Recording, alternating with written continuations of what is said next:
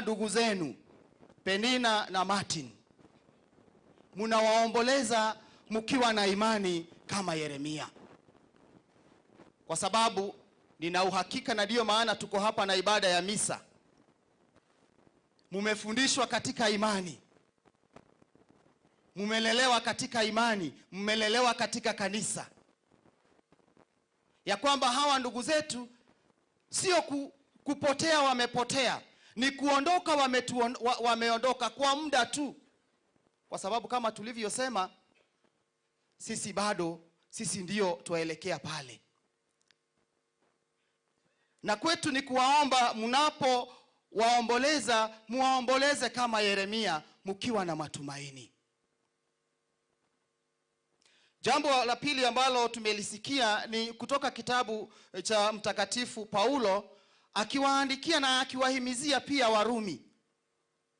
Na Paulo aliwaandikia Warumi na anawakumbusha ya kwamba huyo Kristo ambaye aliweza kufa na kufufuka,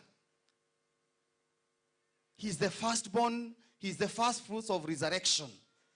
Na sisi pia tunakumbushwa. Paulo anawahimiza, nasi pia atuhimiza, lazima kila wakati tukae tukikumbuka that hope does not disappoint.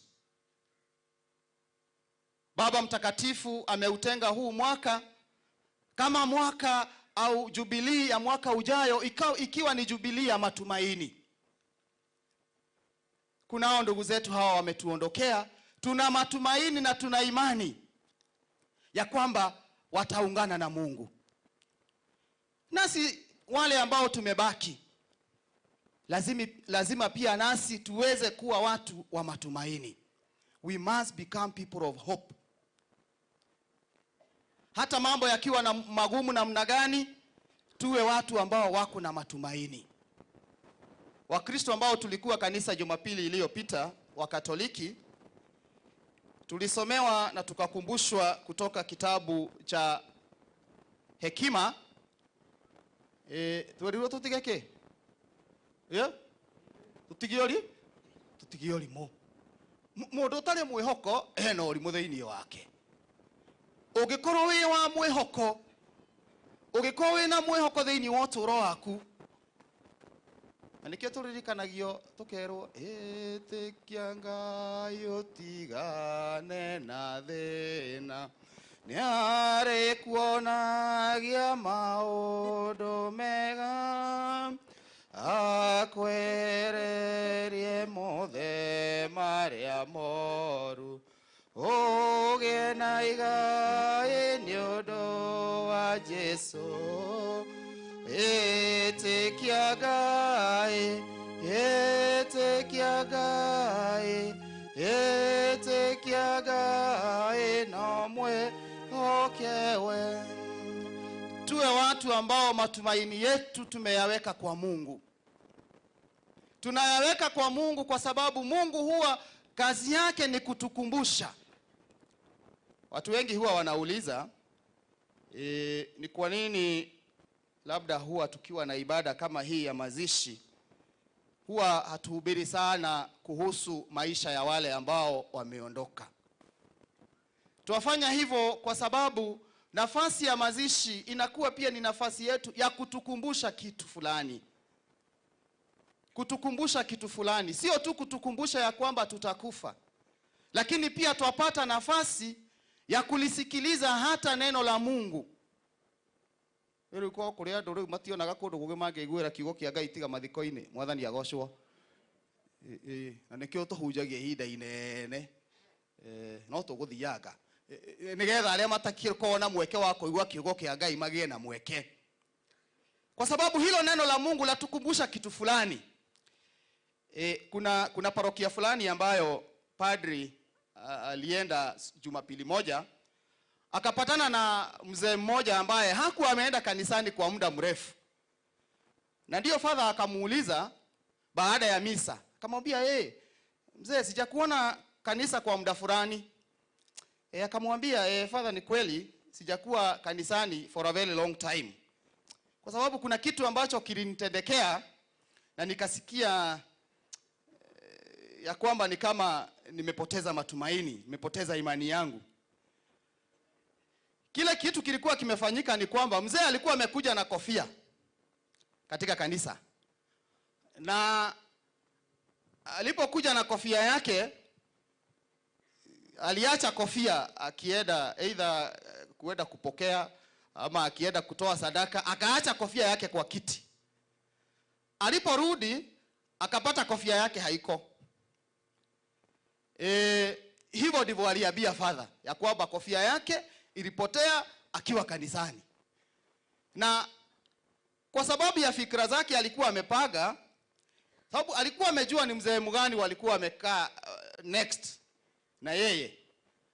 Hiyo Sunday alikuwa amepaga akuje kanisa. Huyo mzee na yeye akienda kupokea ama akienda kutoa sadaka, na yeye achukue kofia yake. Lakini ikawa ya kwamba hiyo Jumapili father alikuwa anahubiri kuhusu the 10 commandments. Na mzee akasema, hiyo ndio ambayo mimi nilikuwa nimepanga, ya kwamba nikuje huyu mzee akienda na mimi nichukue kofia, sababu mimi naona yeye ndiye alichukua kofia yangu.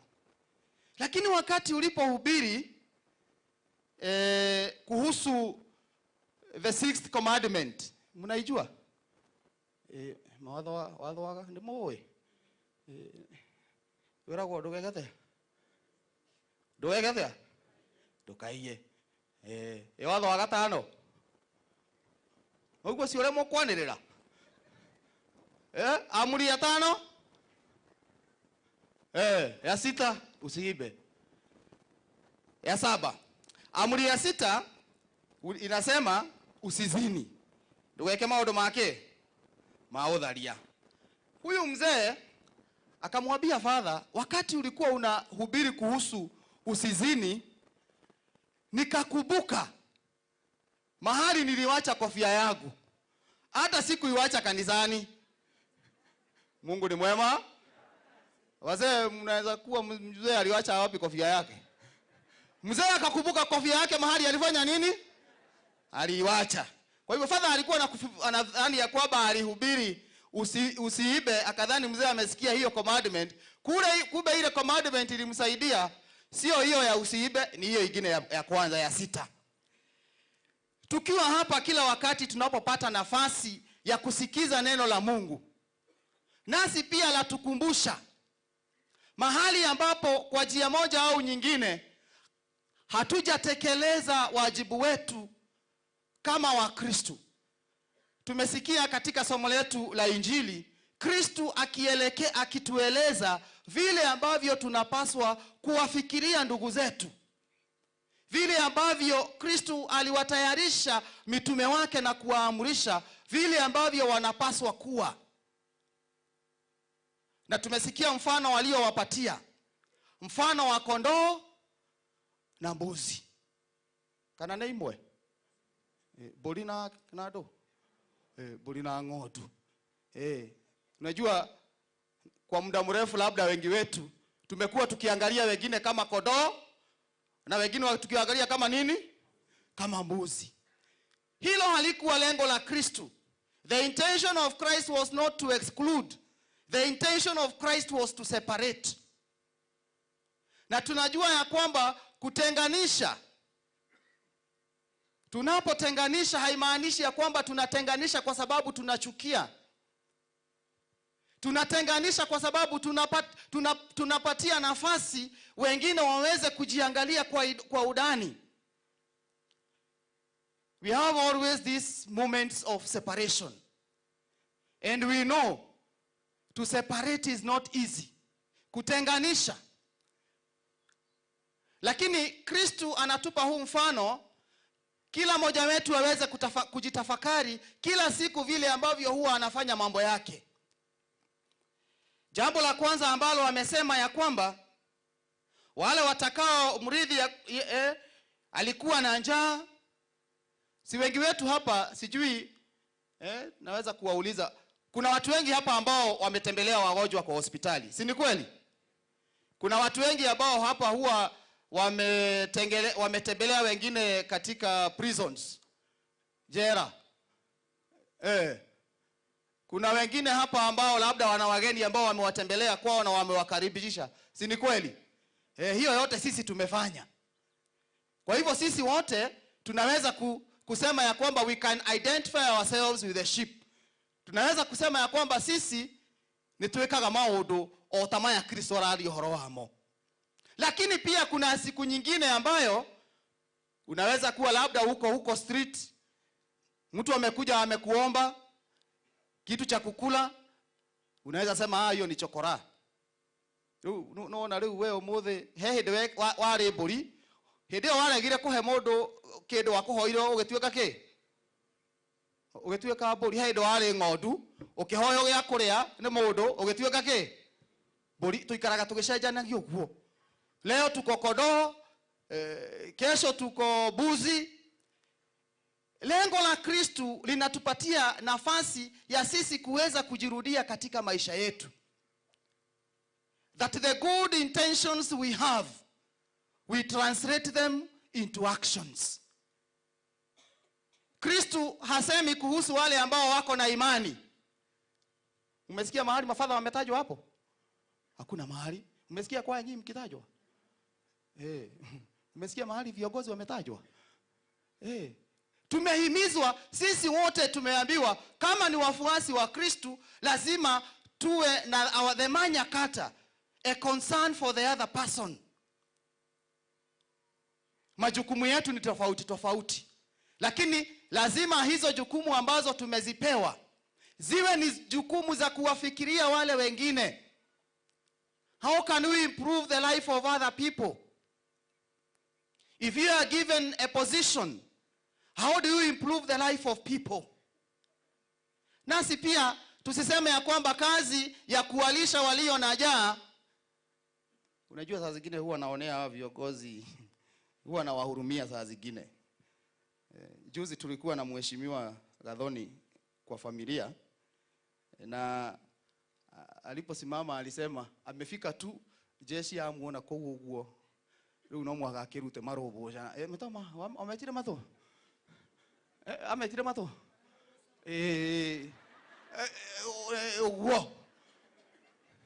Unajua hata saa zingine sisi tunaweza kujiuliza, kwani kazi ya kuwalisha walio na njaa ni kazi ya viongozi peke yao? Leo taru ni hitokaga uguo, ni na ndirona anake mokite kunjira father jikia kanyamu na ndina toindo haha, no ri mutura murumireire viongozi haha bamuikie kindu. Kazi ya kuwasaidia walio na shida, walio na changamoto ni kazi yetu sisi wote. Kazi ya kuwasaidia walio na njaa katika parokia sio kazi ya father peke yake. Kazi ya kuwatembelea wagonjwa, sisi kama Wakatoliki tuna kikundi cha watu ambao huwatembelea wagonjwa wetu katika maparokia zetu. Sio kazi ya padri peke yake, ni kazi yetu sisi wote, ili mwishowe uwe na kitu ambacho utasimamisha katika maisha yako, that God will identify with you. What is it? Ni nini hiki ambacho unaweza kusimamisha katika maisha yako? Tumejumuishwa hapa na hawa kwa sababu katika maisha yao they identified themselves with Christ, and that is why we are here today. Ndio maana tunawafanyia ibada ya misa, kwa sababu walipokuwa hai kuna kitu kimoja ambacho walikitafuta na wakakifanya. Mother Teresa says, we may not do great things, but when we do small things with great love, that is when we make an impact. Tusifikiria kwamba tutafanya mambo mengi makubwa. Ni mambo madogo madogo, hayo ndiyo ambayo yatatusaidia kuweza kukutana na Mungu wetu. Basi ndugu zangu katika Kristo, tukiwa hapa siku hii ya leo, kila mmoja wetu aweza kujiuliza, ni nini hiki ambacho unaweza kusimamisha katika imani yako? What is it this that you can die for? Because you are a Christian. Sisi ni nchi ya Wakristo. Ni watu ambao tunaongozwa na Wakristo. Ni watu ambao tunawachagua Wakristo. Lakini tuweza tukajiuliza, changamoto zinazotupata kama nchi, shida zinazotupata, Is it because sometimes we do not have the concern for the people? Ni majukumu yetu kila moja wetu. Sio tu jukumu la viongozi, ni jukumu letu ya kwamba kila moja mahali anaposimama, that you can, what is it this that you can die for? Namalizia na hii story ya mzee mmoja, labda tumeweza kuisikia. Huyu mzee watoto wake walikuwa wamezoea kumtembelea kwake. Na agesherero ni tusoso na tuguka ni amenyerete gutuikia iguru. Ogoka kamutengereire anakachukua anakarusha juu. Sasa siku moja wakati wa Christmas waliweza kumtembelea. Na mahali ambapo walikuwa anaishi nitana goko gwito deya. Gwito na goko gwodeya. Ni hii tu wakati siku hizi ndio watu wanajenga nyumba ambayo choo, store, kitchen, kila kitu iko ndani ya nyumba. In those days vitu zilikuwa zimewekwa kado kado. He nyumba nene, he riko, kuna store. Kwa hivyo hata choo iko mbali na nyumba. Sasa huyu mzee ametembelewa na watoto wake. Ikawa ni asubuhi, amekuwa amezoea kuwarusha juu. Sasa siku moja ameamka, tunajua ya kwamba huko kama ni bathroom huko mwaka ga bathroom na kioro. Nywe mwe masonko. Gwito bathroom ule mweneo ni atuikaga kioro. So unaona mzee asubuhi ameamka, amechukua karai yake, ameweka sabuni ndani. Na ni ishagi ni mwaka ithabe na gakonia ndio wa rukungu na ithatha. Kuna kagunia kujiscratch huko ndani na sabuni. Mzee akachukua karai yake, akajifuga towel, akaenda kwa bafu. Akaenda akaoga. Alipokuwa anarudi, sasa ameoga. Amejifuga towel, ako na karai yake na ndani kuna sabuni na gakonia. Katoto kameona guka yake, kwa bahati mzuri ama bahati baya, kalikuwa kameamka asubuhi.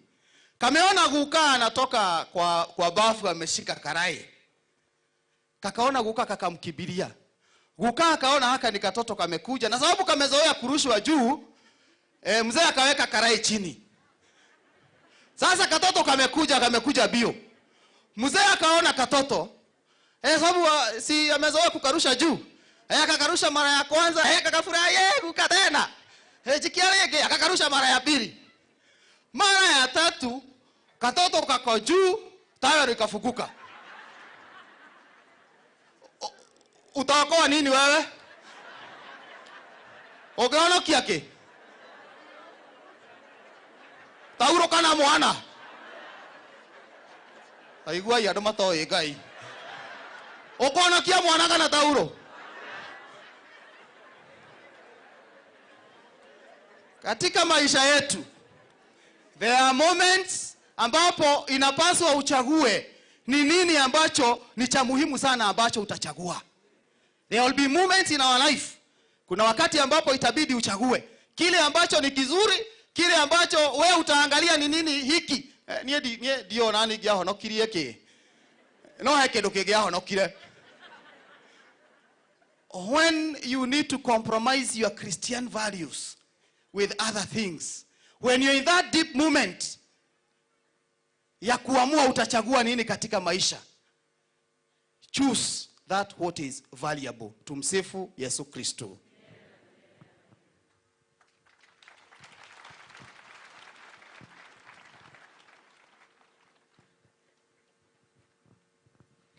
Naomba tuweze kusimama kwa sala za waumini.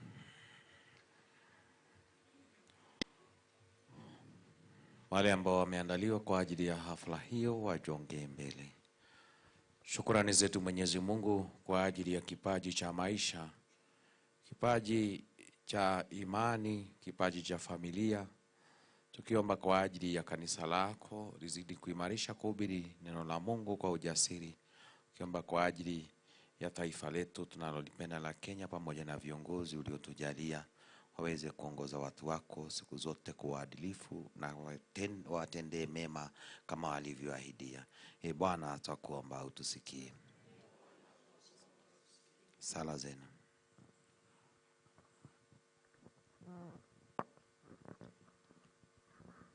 hawa thĩinĩ wa rĩĩtwa rĩa Jesu Kristo twanyiha nyarĩinĩ ciaku twĩgũcokeria ngatho makĩria nĩ ũndũ wa kĩheo kĩa muoyo na ũgima wa mwĩrĩ twĩgũcokeria ngatho kuona atĩ ithuĩ nĩ tuonekanĩire tũragĩkũhoya nĩ ũndũ wa rwari witũ wa mũthingu tera kuma iguĩra tha Jehova Ngai arĩa me mĩciĩ-inĩ na me mathibitarĩ-inĩ arĩa matarĩ na ũteithio wa mũthingu nĩ tũragũthaitha nĩ ũndũ wa tha ciaku monekanire Mwathani na nĩgetha mahote gũtuĩka gũkorwo makĩrigitwo twakũhoya nĩ mũcuki wa Mwathani ũtũigue.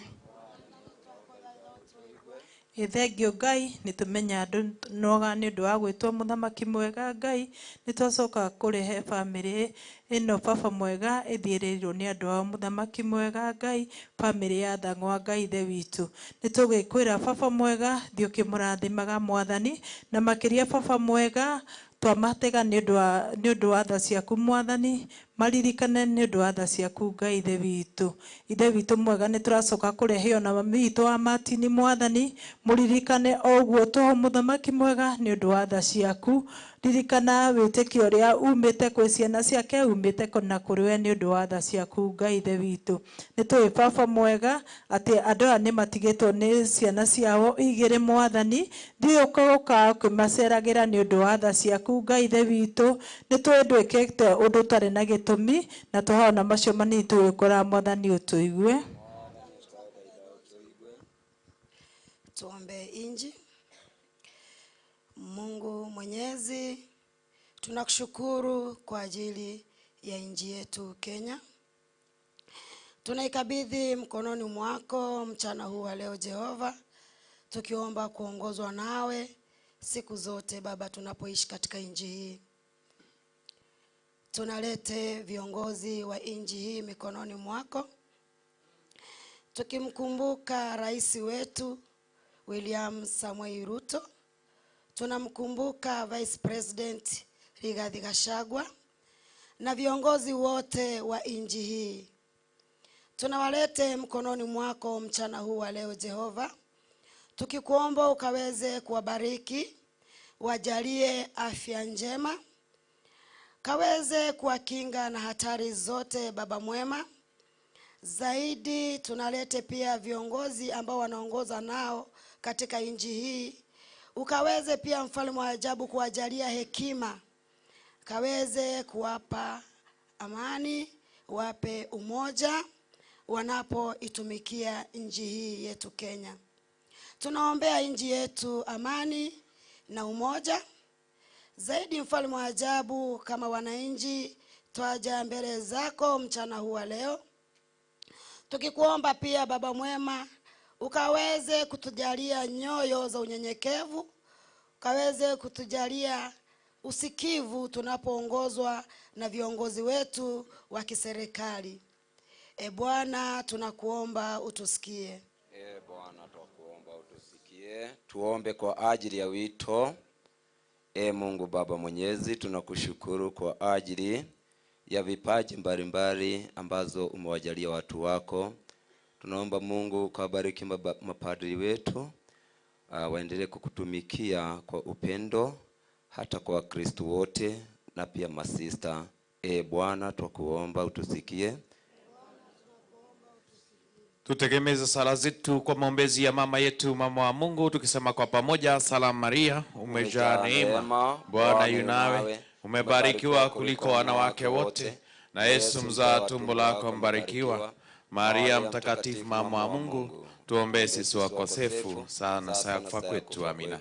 Mungu uliye nguvu na makimbilio yetu, sikilia sala za kanisa lako, ili hamba tunaomba kwa imani tuyapate kweli kwa njia ya Kristo Bwana wetu. Amina. Martin, tuketi tafadhali.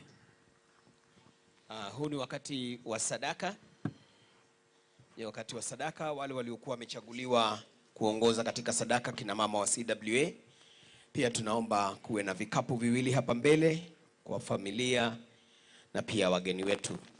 Pia kama ungetaka kusaidika, tuko na paybill ambazo tumesambaza. Paybill yetu ni 899 8990 899 and the account number is 191958. Holy Spirit Migota Church.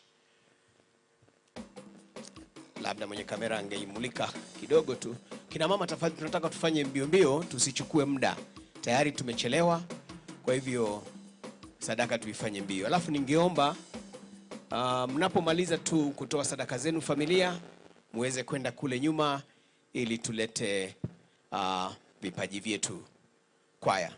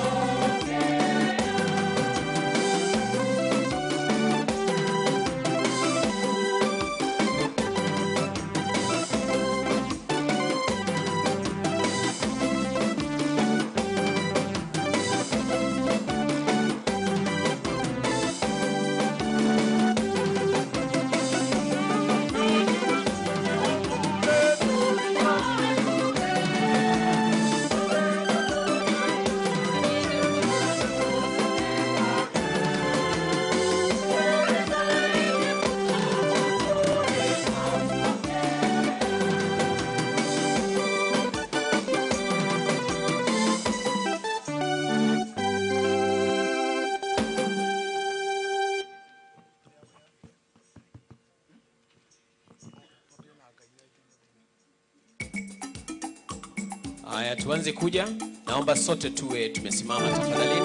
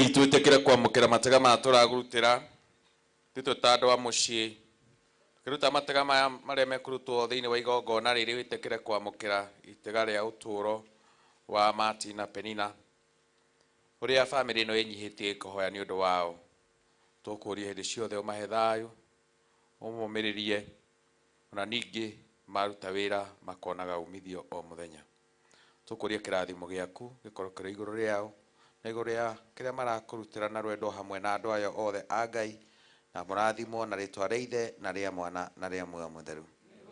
Waya.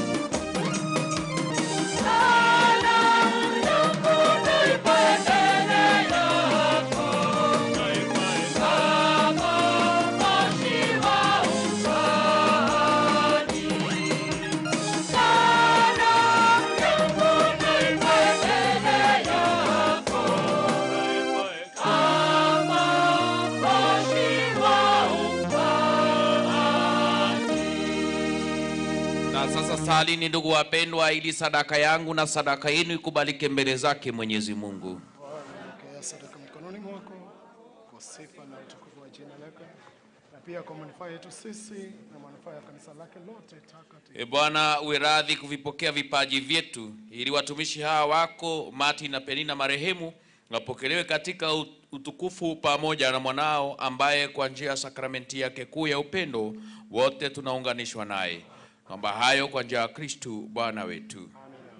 Bwana awe nanyi. Nawe rohoni mwako. Inueni mioyo. Tumeinua kwa Bwana. Tumshukuru Bwana Mungu wetu. Ni vyema na haki. Kweli ni vyema na haki, tendo la kufana la kuleta wokovu. Tukushukuru daima na popote, Bwana Baba uliye mtakatifu, Mungu mwenyezi wa milele.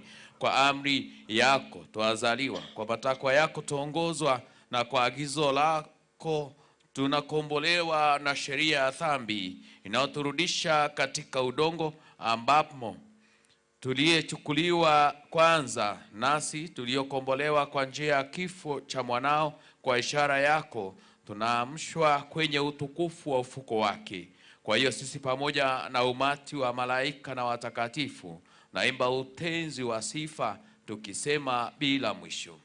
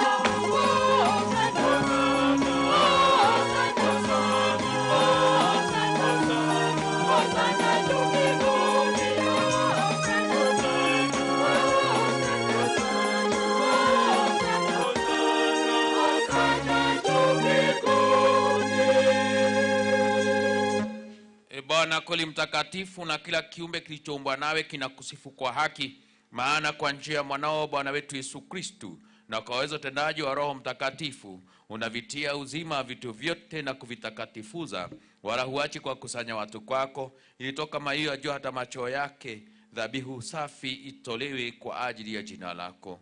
Basi Bwana tunakusihi kwa unyenyekevu vipaji hivi ambavyo tumekutolea, ili uvitakase, upende kuvitakatifuza kwa Roho huyo huyo, ili viwe kwetu mwili na damu ya mwanao Bwana wetu Yesu Kristo, aliyetuamuru tuadhimishe mafumbo haya. Maana yeye mwenyewe usiku alipotolewa alitoa mkate na kushukuru, aliubariki, akaumega na akawapa wafuasi wake akisema, twaeni mle wote, huu ndio mwili wangu utakaotolewa kwa ajili yenu.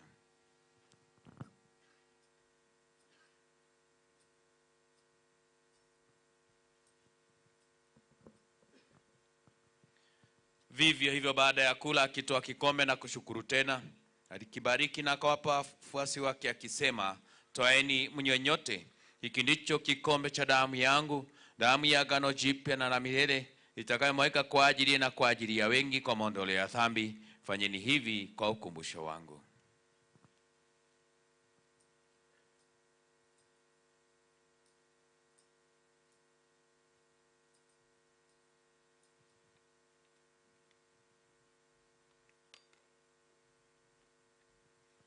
Kristo alikufa. Kwa hiyo Bwana, tunapoadhimisha ukumbusho wa mateso ya mwanao yaletao wokovu pamoja na ufuko wake wa ajabu na kupaa kwake mbinguni, tunapotazamia ujio wake wa pili, tunakutolea kwa shukrani sadaka hii iliyo hai na takatifu, na kuomba uyaangalie matoleo ya kanisa lako, na kwa kumtambua yeye aliye kafara ambaye ulitaka kutulizwa kwa sadaka ya kifo chake, jalie sinotiwa nguvu kwa mwili na damu ya mwanao, na kujazwa Roho wake Mtakatifu, tupate kuwa mwili mmoja na roho moja katika Kristo. Yeye atufanye sisi tuwe kwako sadaka timilifu ya milele, ili tuweze kupata urithi pamoja na wateule wako, kwanza kabisa pamoja na Bikira Maria mwenye heri mama wa Mungu, na Mtakatifu Yosefu mume wake huyo bikira, na mitume wako wenye heri, Mtakatifu Penina, Mtakatifu Martin na mashahidi wako watukufu, watakatifu wote ambao tunategemea kupata daima msaada wa maombezi yao mbele zako. Tunakuomba Bwana, huyu aliye kafara na upatanisho wetu, alete amani na wokovu duniani kote. Upende kuliimarishia katika imani na mapendo kanisa lako linalosafiri hapa duniani, pamoja na mtumishi wako Baba Mtakatifu wetu Francisco na askofu wetu Philip, wasaidizi wake Daudi, Simoni Petro na Wallis, pamoja na maaskofu wote, waklero wote na watu wote unaowafanya kuwa taifa lako. Usikilize kwa wema sala za jamaa hii ulioita hapa mbele yako. Baba mwema uliye mtakatifu, kwa huruma yako uwakusanye kwako wanao wote waliotawanyika popote duniani. Wakumbuke watumishi wako Penina Wanjiru Ndungu na Martin Wainaina Dhangwa uliyewaita kwako kutoka dunia hii. Uwajalie kwamba wao ambao walishirikishwa kifo cha mwanao kwa ubatizo, hali kadhalika washiriki ufufuko wake siku ambapo atawafufua wafu katika miili yao kutoka ardhini. Hapo ataufananisha mwili wa unyonge wetu na mwili wa utukufu wake. Pia wapokee kwa wema katika ufalme wako ndugu zetu marehemu na wote walioaga dunia wamekupendeza. Nasi tunatumaini kufika katika ufalme huo ili pamoja tushibishwe milele kwa utukufu wako. Ndipo utakapofuta kila chozi katika macho yetu, maana kwa kukuona wewe Mungu wetu kama ulivyo, tutafanana nawe milele yote na tutakusifu bila mwisho kwa njia ya Kristo Bwana wetu, ambaye kwa njia yake unaujalia ulimwengu mema yote.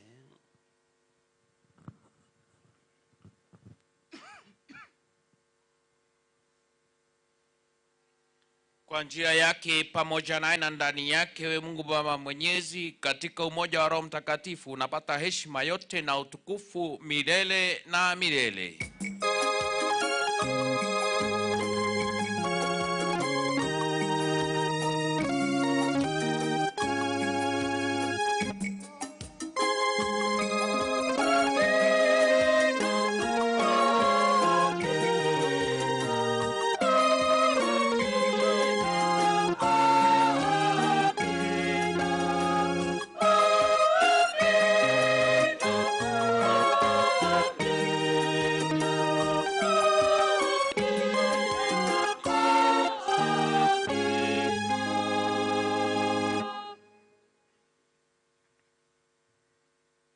Kulitia agizo la Mwokozi wetu na kufuata mafundisho yake ya kimungu, na dhubutu kusema: Baba yetu uliye mbinguni,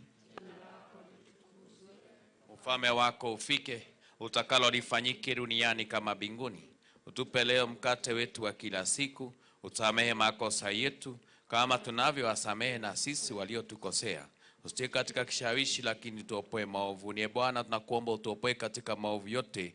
Jalie kwa wema wako amani maishani mwetu, kusudi kwa msaada wa huruma yako tuopolewe daima na dhambi, wala tusifadhaishwe na jambo lolote, na potazamia tumaini lenye heri na ujio wa Mwokozi wetu Yesu Kristo. Bwana wetu Yesu Kristo, uliyewaambia mitume wako, amani na wachieni, amani yangu na wapa. Usitazame dhambi zetu, ila tu imani ya kanisa hili lako takatifu. Pende kulijalia amani na umoja kama alivyo mapenzi yako, na ishi na kutawala daima na milele. Amani ya Bwana iwe daima nanyi. Mwana kondoo wa Mungu.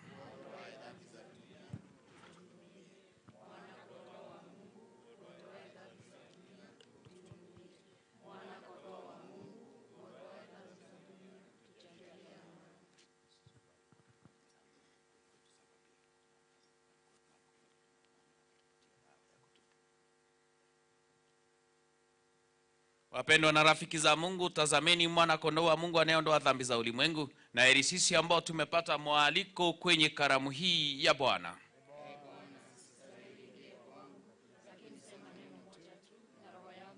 Mwili na damu ya Kristo itulinde tukafika katika uzima wa milele.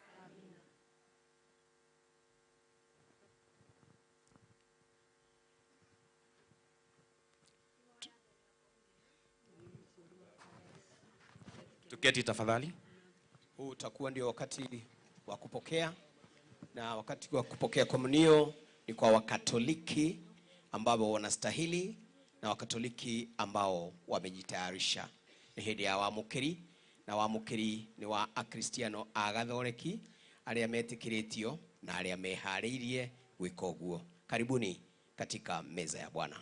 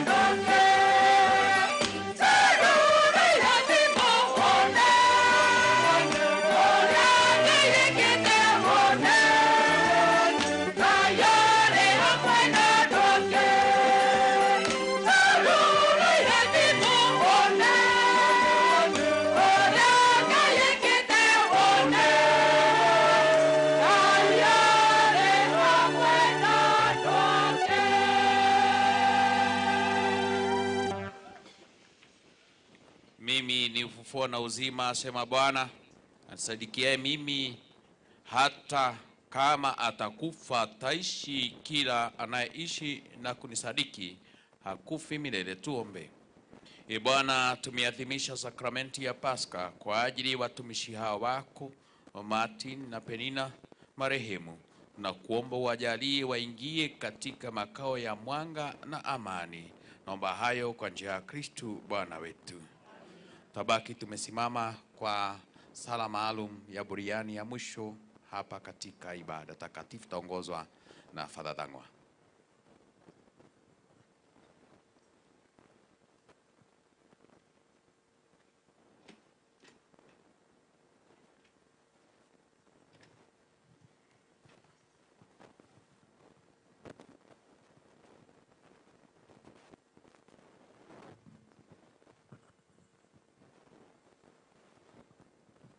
Atheru a Ngai ukai araika mwathani amukirai mioyo ya atigaire ti Martin na Penina aria tukite kumagaria mumitware kuri uria uri iguru muno.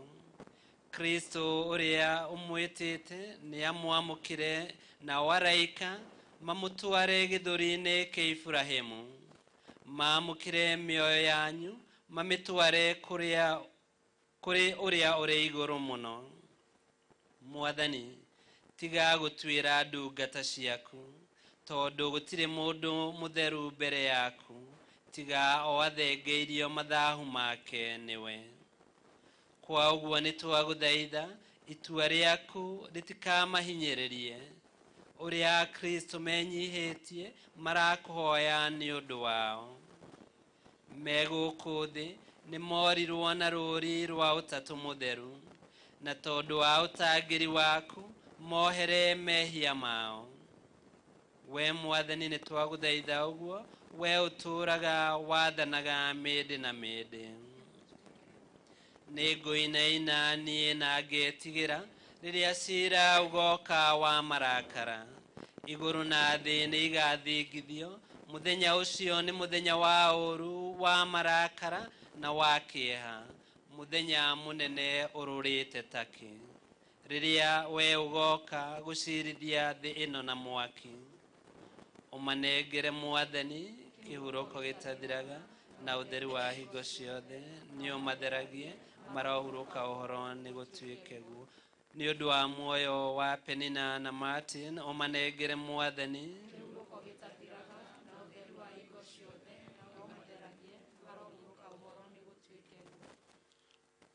Baba witũ ũrĩ igũrũ,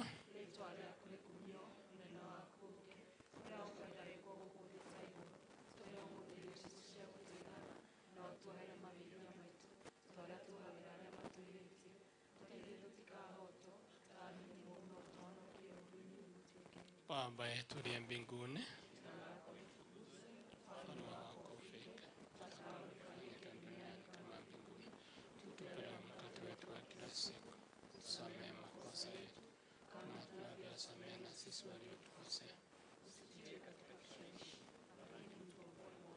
Salamu Maria, umejaa neema, Bwana yu nawe, umebarikiwa kuliko wanawake wote, na Yesu mzao wa tumbo lako umebarikiwa.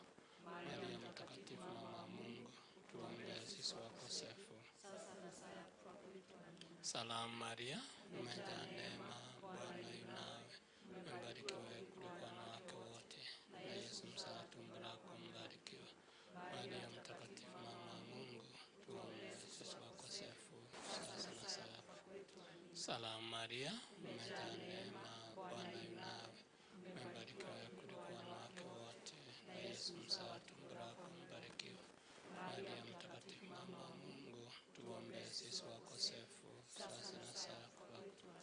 Salamu Maria, umejaa neema, Bwana yu nawe, umebarikiwa kuliko wanawake wote, na Yesu mzao wa tumbo lako mbarikiwa.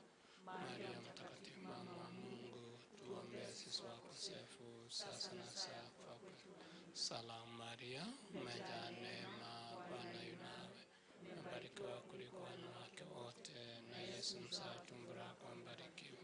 Maria mtakatifu, mama wa Mungu, tuombee sisi wakosefu, sasa na saa kufa kwetu. Amina. Atukuzwe Baba na Mwana na Roho Mtakatifu, mwanzo na sasa na siku zote na milele. Atukuzwe Baba na Mwana na Roho Mtakatifu.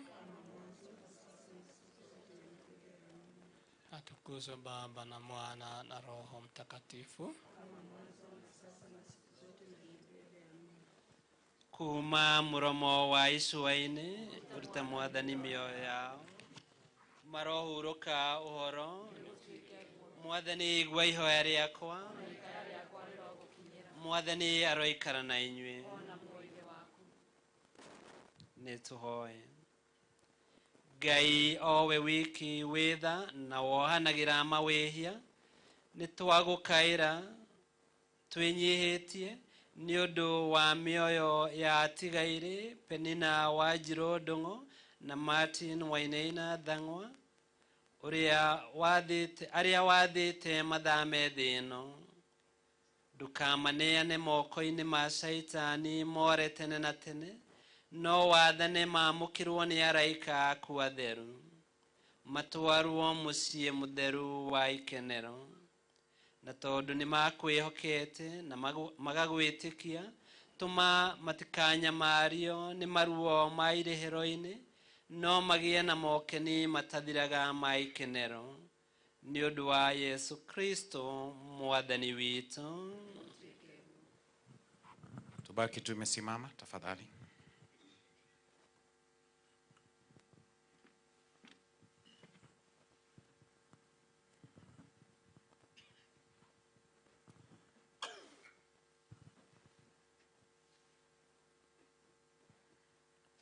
Bwana awe nanyi, na baraka ya Mwenyezi Mungu ya Baba, Mwana na Roho Mtakatifu iwashukie na kukaa nanyi daima na milele. Nendeni kwa amani kumpenda na kumtumikia Mungu. Ibada yetu ya misa imefika mwisho.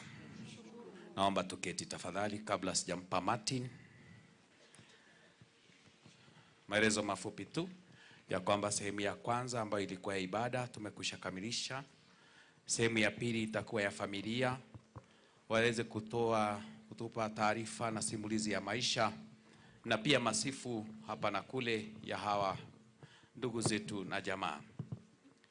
Familia hii tunajua ina watu wa upande huu na watu wa upande huo. What is good?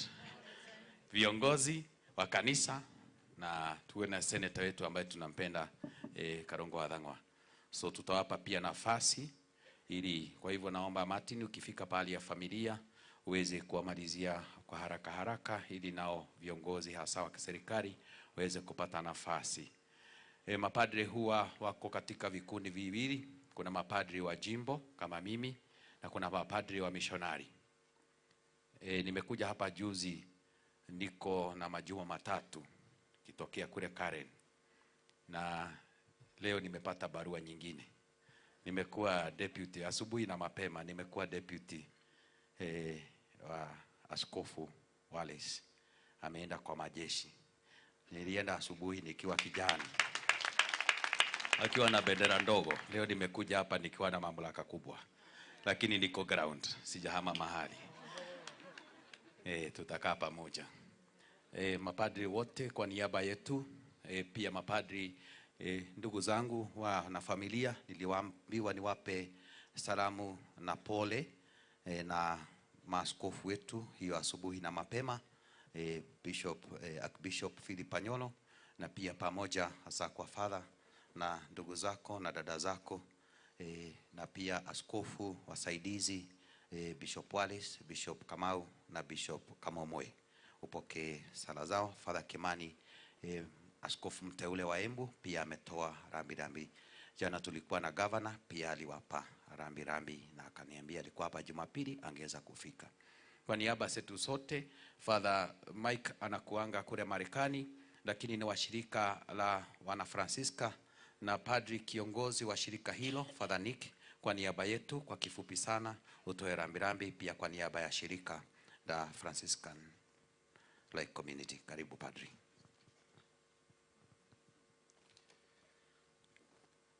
Your Excellency Deputy President Rigathi Gachagua, members of Parliament led by our friend and our brother Karungu wa Dhangwa, familia ya Dhangwa, wa Kristu, wapenzi taifa la Mungu, tumsifu Yesu Kristu. Mungu ni mwema kila wakati. Basi katika hiyo familia tuna ndugu yetu Michael Dhangwa ambaye alijiunga na sisi shirika letu our Franciscan Missionaries of Hope. Yeye tulimtuma kule Amerika kufanya kazi katika Diocese Shreveport, Louisiana. Alikuwa hapa likizo, akienda tu kidogo akapata habari ya msiba ya Penina na Martin.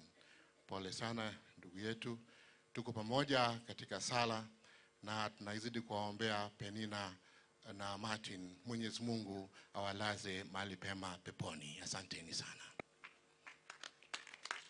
Pigia makofi Father Nick. Asanteni na wote wanashirika pia mzidi kumpa nguvu na kumwombea Father. Naona Martin ananiuliza ni kazi gani hiyo nilipewa asubuhi. Nimefanywa sasa, nilikuwa naibu mratibu wa shughuli za kichungaji katika jimbo letu. Sasa mimi ndiye kinara. Na nimekuwa deputy Bwana Rigathi Gachagua. Na hii deputy wakati mwingine nasumbua sana, lakini nakuombea hata wewe siku moja utafika vile inafika mwisho. Asanteni sana. Martin, karibu. Tupigieni kanisa makofi mazuri tafadhali. Thank you so much. The Holy Catholic Church of St. Teresa of the Child Jesus Mitahato and Miguta Parish, led by Father James Kinuthia Njau. The bereaved families, the family of the host Senator Honorable Karungu wa Dhangwa, Your Excellency, the Deputy President of our beloved motherland, Kenya, Honorable Rigathi Gachagua, the County Government of Kiambu County, the Governor Murang'a County, Your Excellency Dr. Irungu Kang'ata, Majority Leader of the Kenyan Senate, who is also the Senator, Kericho County, Honorable Aaron Cheriot, all members of Parliament present, including the senators who've come to condole with one of them, all senior government officials present here today, wananchi wapendwa wa Kiambu, waombolezaji wote walioko hapa siku ya leo. It is true, Your Excellency, that there is nothing painful and sad as losing your loved one. However, we are being encouraged by one great writer that once said that even as we mourn the loss of our loved ones, let's be comforted that they will always live within our souls and in some perfect sanctuary which even death cannot destroy. Tupate that comfort within our heart that even as we are mourning today, two bodies here, that God one day will destroy death. Your Excellency, without much ado, allow me now to invite the committee chair, Mr. Martin Boru, who is going to coordinate the tribute session. Welcome, Mr. Chair. Tumpigeni makofi mazuri. Asante. Your Excellency, Deputy President Geoffrey Rigathi Gachagua, my very good friend. Waheshimiwa wote pamoja na mjumbe wangu hapa nyumbani, Senator, wote na wageni wetu ambao wametajwa, hamjamboni. Mimi naitwa Martin Mburu, mimi ni MC, sikulipwa hela, nimekuja hapa kirafiki na kifamilia. Hapa ndio nyumbani kwetu, Mitahato, tumezaliwa hapa, tumekulia hapa, na familia hii ni familia marafiki. Alafu tena huyo Martin ambaye ametuaga ni rafiki yangu mpendwa, si kwa jina tu, ila tumezaliwa pamoja, tumelewa pamoja, tumekaa pamoja na tulikuwa tunapatana kila wakati. Na naomba nishukuru kwamba amekufa katika hali nzuri sana ya imani, na nimshukuru Father James ambaye yuko hapa, ambaye tulimvika pamoja suti ya wanachama wa chama cha wanaume wa Katoliki. Deputy President, I'm very happy to see you. And those who may not know, you know, watu wanaharibia watu majina. Kuna wengine wanasema hata alikuwa huyu jamaa amesoma kweli. I want to stand here as a witness. At the university I was with him. Tulisoma pamoja, tukafanya siasa pamoja. Alikuwa chairman wa Ndusa na alikuwa kiongozi wa maajabu. Tumekwenda State House pamoja, tumepeleka magari makubwa pamoja.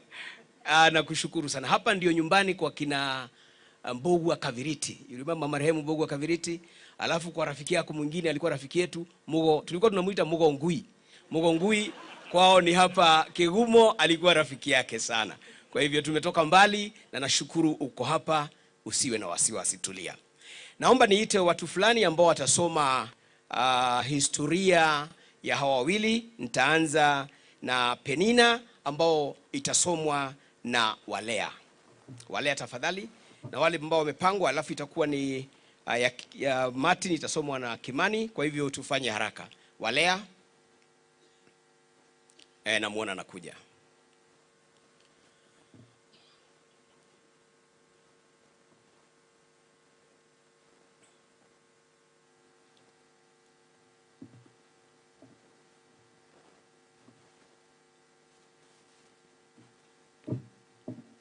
Praise God. Bwana asifiwe. Rugano rwa Penina Wanjiru wa Ndung'u. Penina Wanjiru Ndung'u aciarirwo mwaka wa 1971 mweri 1 mweri 21 mweri 21 mweri wa mbere, that is 21st of January 1971, itũra-inĩ rĩa Raiani, Nyaga Sub-location, Kiambu County. Aciari ake nĩo mũtigaire Peter wa Mangu, Wanjũ na Hana Gathoni wa Mangu. Penina aciaranĩirwo na John Wanjũ, Bethi Mũnyiha, Eunice wa Irimũ, Margaret wa Gĩkũyũ, Francis Bogua, James Gĩcũrũ, Joe Kenyanjui, mũtigaire Samuel Kamura. Penina Wanjiru nĩaretwo nĩ aciari ake wega o ta kana ga kairĩtu. Akinya mĩaka ya gũthiĩ cukuru nĩaingĩrire Nyaga Primary mwaka wa 1978 na agĩikarĩra kĩgeranio gĩa Standard 8 KCPE mwaka wa 1989. Penina Wanjiru nĩarutire kothi ya gũtuma nguo tailoring. Arĩkia akĩyandĩka wĩra ũrĩa ararutire nginya kũhurũka gwake. Penina Wanjiru nĩatwarirwo nĩ aciari ake kanitha-inĩ wa PCA Kambui, kũrĩa abatithirio mweri 13 mweri wa 10 mwaka wa 1971. Thutha wa kũhikio nĩ mũthuri wake Peter Ndung'u Thang'wa, Penina nĩaingĩrire kanitha wa Catholic. Nĩmacokire makĩhikania na mũtugo wa Gĩkũyũ 2017. Penina na Peter nĩmatanaheirwo na ciana 3, na nĩo Stephen Thang'wa, Dennis Mwaura na Angel Wangui. Penina Wanjiru nĩakoretwo agĩthĩnio nĩ mwĩrĩ gwa kahinda na akarigitwo mathibitarĩ mwanya mwanya. Nĩeheirwo nĩ ndwari, nĩ akomire thibitarĩ ya KU Referral mweri 2 mweri wa 8 mwaka wa 2024 2024, nĩguo Mwathani amwĩtire akahurũke. Penina arahurũkire ena ũkũrũ wa mĩaka 53, that is 53 years. Atiga mũthuri wake Peter Ndung'u na ciana ciao 3. Nĩ Mwathani wamũheanire na nowe wamũiyĩra, rĩtwa rĩake rĩrogocwo. Amen. Asante sana. Naomba nimuite Paul Kimani ambaye atasoma historia ya mwenda zake somo wangu Martin Wainaina Thang'wa. Karibu bwana Kimani. Kimani ndiye wa pili katika familia ya Mwalimu Thang'wa. Wa kwanza alikuwa ni Wanjiko, alishatuacha. Wa pili ni huyu bwana Kimani. Karibu sana bwana Kimani.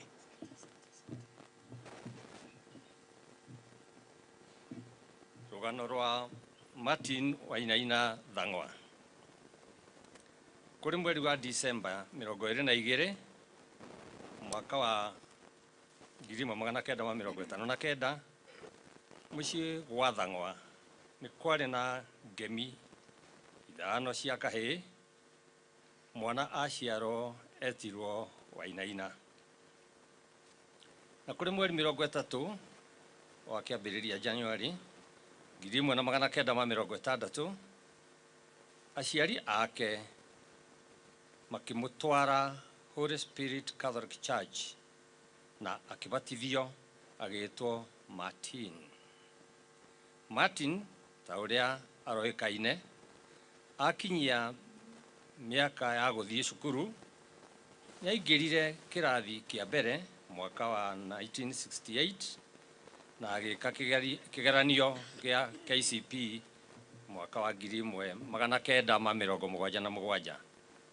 Martin nĩarutĩte wĩra kũndũ kũingĩ, Thika Chemist, eta ndereba, Grogon, Nairobi, mwendia wa cuma cia ngari, muhadi wa mwendia wa mĩtĩ, muhadi na mwendia wa mĩtĩ, tree nursery and landscaping.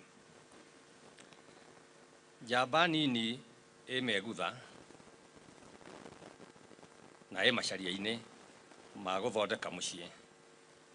Nĩacemanirie na mwendwa wake Margaret Muthoni na makĩendana magĩtua itua rĩa gũthondeka mũciĩ. Na tondũ kĩhiko kĩ maciaro makĩgĩa mwana wa kahĩĩ nĩwe Stephen Thang'wa Wainaina ũrĩa ũĩkaine ta Master. Matiatigĩire hau, makiuga makĩgĩa kangĩ kamwe ti koru na Ngai akimatanahĩra na kairĩtu ti Faith Hope Wangui. Na thutha ũcio Paul Munenge agĩciarwo. Magĩciara kĩrathimo kĩa ũhiki, magĩcaria kĩrathimo kĩa ũhiki wao nĩmetire Martin Mburu na Beatrice Muthoni matuĩke aciari ao a kĩhiko. Na kũrĩ mwaka wa 2017 nĩ moire mĩhĩtwa na makĩrathimirwo kĩhiko kĩao kanitha-inĩ wa St. Teresa of the Child Jesus Mitahato mweri 29 mwaka wa 2017. Mwaka-inĩ ũyũ wa 2024 Martin nĩaingĩrire kĩama gĩa Catholic Men Association CMA kũrĩa amũkĩrirwo nĩ Father James Gĩcũrũ. Nayo njamba nĩrũndagwo nĩ mũcakwe. Kũrĩ February mwaka ũyũ Martin nĩarwarire na agĩtwarwo thibitarĩ wa Radiant Kiambu na agĩkoma.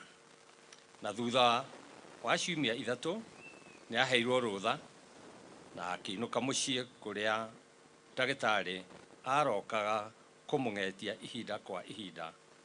Kũrĩ Juma mweri 18 mwaka wa 2024 2024 kahinda ga gũcoka kũrĩ mũmbi wake na Martin akĩhurũka. Arahurũkire ena mĩaka 65 65 years. Martin atiga mũtumia wake na ciana ciao 3. Mami wao Rusia Wangui Thang'wa nĩwe nyina wa Martin. Arĩa maciaranĩirwo na angĩ aingĩ maramwendete. Kuma ũnini-inĩ ona ũkũrũ-inĩ wake Martin akoretwo mũndũ mũtana, mwendi andũ, mũtarani na mwĩkeneri. Korwo ũtũũro no ũcokio ribathi ta ngari wa Martin witũ twamũcokia. No tondũ Ngai ekĩte kwenda gwake, kahinda nĩ gakinyu tuganĩre ũhoro koma thayũ Martin witũ. Nĩ Mwathani wamũheanire na nowe wamũiyĩra. Rĩĩtwa rĩake rĩrogocwo. Amina. Asante sana Paul kwa kusoma vizuri sana. Hau mwaigua kiuga atĩ maciaranĩirwo na angĩ aingĩ, ĩno family nĩ ĩrĩ andũ aingĩ.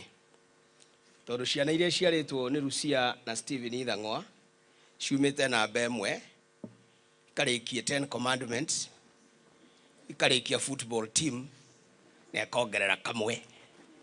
Karũngo nĩ namba 13 na nĩwe wahingire. Koguo matingĩtarĩka. Ndĩramatarire othe ndĩrona family tu ĩtoimĩte nja nĩ andũ 83 ciana na ciana ciao tu. Thank you very much Paul. Tutaenda katika wasifu. I like the way Father James says wasifu. Amejifunza Kiswahili kizuri sana James. Na udiramenya tũkũgera Kongo niwe munene witũ. Tondũ already ararĩ mũru. Ogo nĩ promotirwo rũcinĩ nĩ twathira. No nĩ tũkwĩyũmĩrĩria mũtũhoere ithuĩ andũ a CMA kwanja mũno. Tondũ nĩ ngoragwo ndĩ hakuhĩ nake mũno, nĩ ngoragwo ndĩ chairman wa kamĩtĩ ya St. Joseph College Raturaka 1.2 billion. Ndĩ mũndũ mũnene kũu, ndĩ board member. Rĩu ndũgakĩvute wĩra please. Ndona oka na ahũrĩire thimũ 6 in the morning. Ndakinya kwa mũthikavu. Ketweterera gũgũthiĩ. Ndahoya Mwathani ndamwĩra kĩrĩa gĩgũciara nĩ kĩonguongithia. Na aka nĩ konguongithia rĩu. Asante sana, tuende katika wasifu. Tribute tutaanza na za upande wa Penina. Nataka tufanye tributes za nephews na nieces ambazo zitasomwa na Anthony Geshoro. Alafu tutakwenda kwa siblings zitasomwa na Job Kenyanjui. Alafu tutakwenda kwa tribute ya mama yake mpenzi ambao unaona hapa imeashiriwa kwamba itasomwa na Walea tena, lakini kama kuna mwingine mumlete. Tunataka kwenda mbio mbio. Anthony Geshoro tafadhali.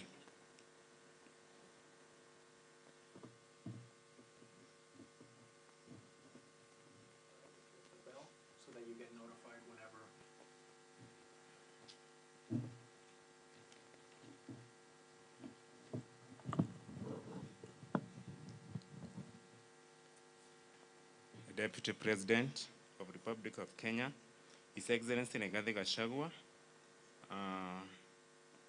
our Senator Karongo Dango, our MP of this constituency, and all who are fellow mourners. Here it is the tribute from nephews and nieces to our auntie. We gather here with heavy hearts to celebrate a life well-lived of generous, all the time, jovial, friendly, and accommodative to everyone who interacted with her. Auntie, so much we would like to say about you, but there is no time and space. You faithfully loved us. We will be eternally be grateful. We love you, Auntie. You are in a better place now. Shine on your way. We love you as nephew and nieces. May God bless you. Joe Kinyanjui, na tafadhali dada alikuwa shasoma ile protocol. Kwa hivyo ukija hapa tu ni kusoma moja kwa moja bila kuwataja watu kwa sababu washasoma tayari. Asante. My name is George Kinyanjui. This afternoon I'm born again, and I want to read that portion on brothers and sisters. Sister Penina Wabangoa, we thank God for many years He gave us to be with you. Your strong presence and deep love for us as your brothers and sisters was very evident. You knew every detail about us and kept up with our life. Always, we will forever cherish fond memories we shared with you. Though our hearts are mourning, we owe you everything, but all we know is that you are at eternal peace. We deeply loved you, and we are confident we will meet you again one sweet day. Rest in peace, Sister Penina Wadhangoa. Asante sana. Wa mwisho alikuwa ni kwa niaba ya mama ambaye naona bado ni walea. Alafu tutakwenda kwa haraka haraka upande wa Mwalimu Dhang'wa family. Mbio mbio. Asante, karibu mama. Good afternoon once more. Praise God.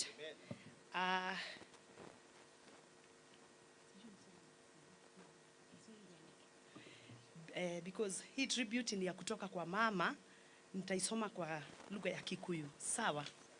Because I have it here.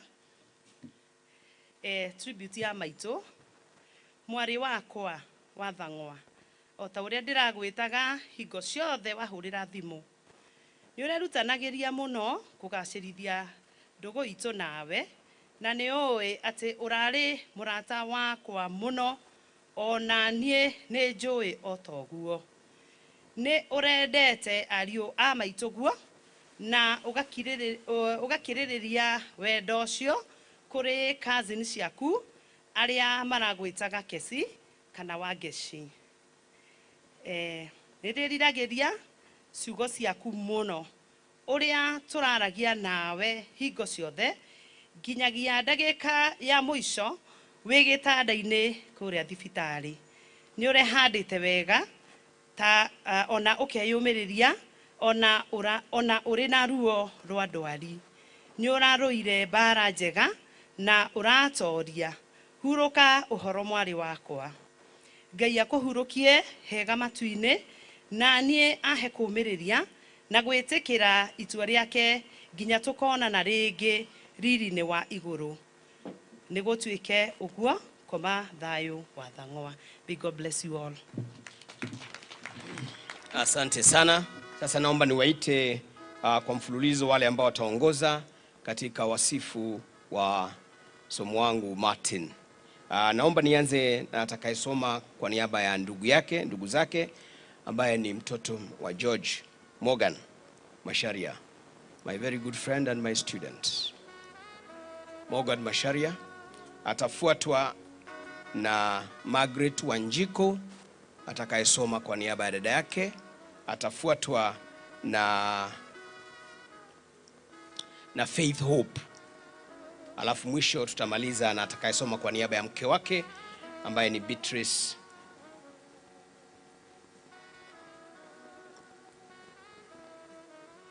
Tufanye haraka kidogo.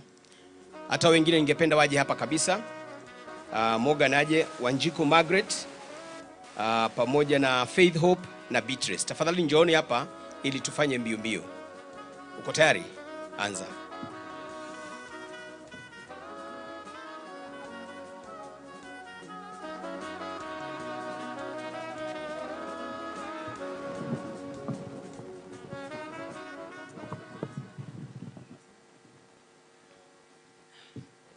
Praise God. On behalf of the sisters, sleep, my brother Martin, sleep. Sleep, my brother Martin, sleep. I wish you sweet sleep, my brother dear. Although there is so much that you've left bare, I hate that you had to endure such pain. On my mind, your saddened eyes have left a stain. But I have hope that those sleeping will rise. The Bible says that God will open their eyes. No suffering, sickness, yes, not even pain. Those who did good, eternal life they'll gain. So, sleep on, my brother Martin, sleep tight. For now with you, the sky is night. But after night will come daybreak. Therefore, I will wait, hoping to see you awake. Now it's time for me to say goodbye until we meet again in heaven to fly.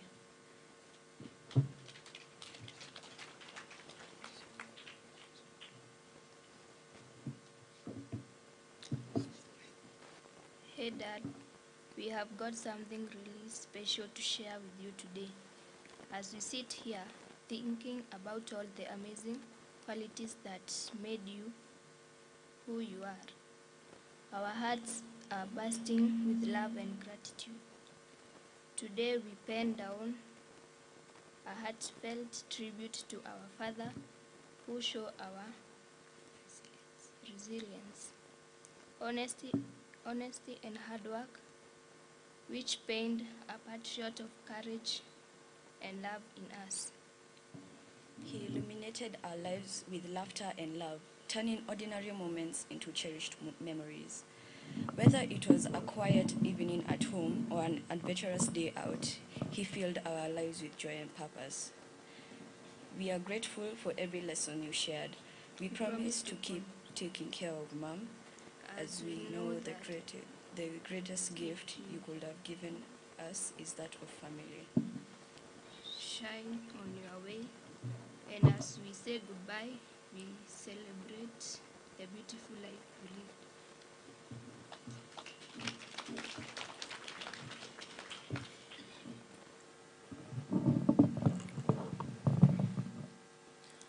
As I stand here today, my heart is heavy with the loss of my beloved Uncle Martin. His presence in our lives was a source of strength and joy, and I will forever cherish the memories we shared. Martin had a unique way of greeting me that always brought a smile to my face. Instead of a simple hello, he would call me Mice, a reminder that he was still strong and kicking, embodying the resilience and spirit that defined him. His commitment.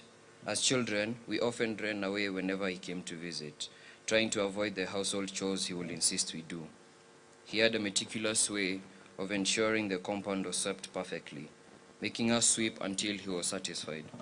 Those moments, though challenging, were filled with laughter and love. Martin was also a master storyteller. I will miss those evenings when he would share tales, especially after taking one for the road. He had a way of captivating us with words, and if we ever interrupted him, he will gently remind us, learn to listen. Those lessons in patience and attentiveness are ones I will carry with me forever. As we say goodbye to Martin, I want him to know how deeply he will be missed. His laughter, wisdom, and unwavering support were gifts that enriched our lives. Rest in peace, dear uncle. Your spirit will live on in our hearts, and your legacy will continue to inspire us. Thank you.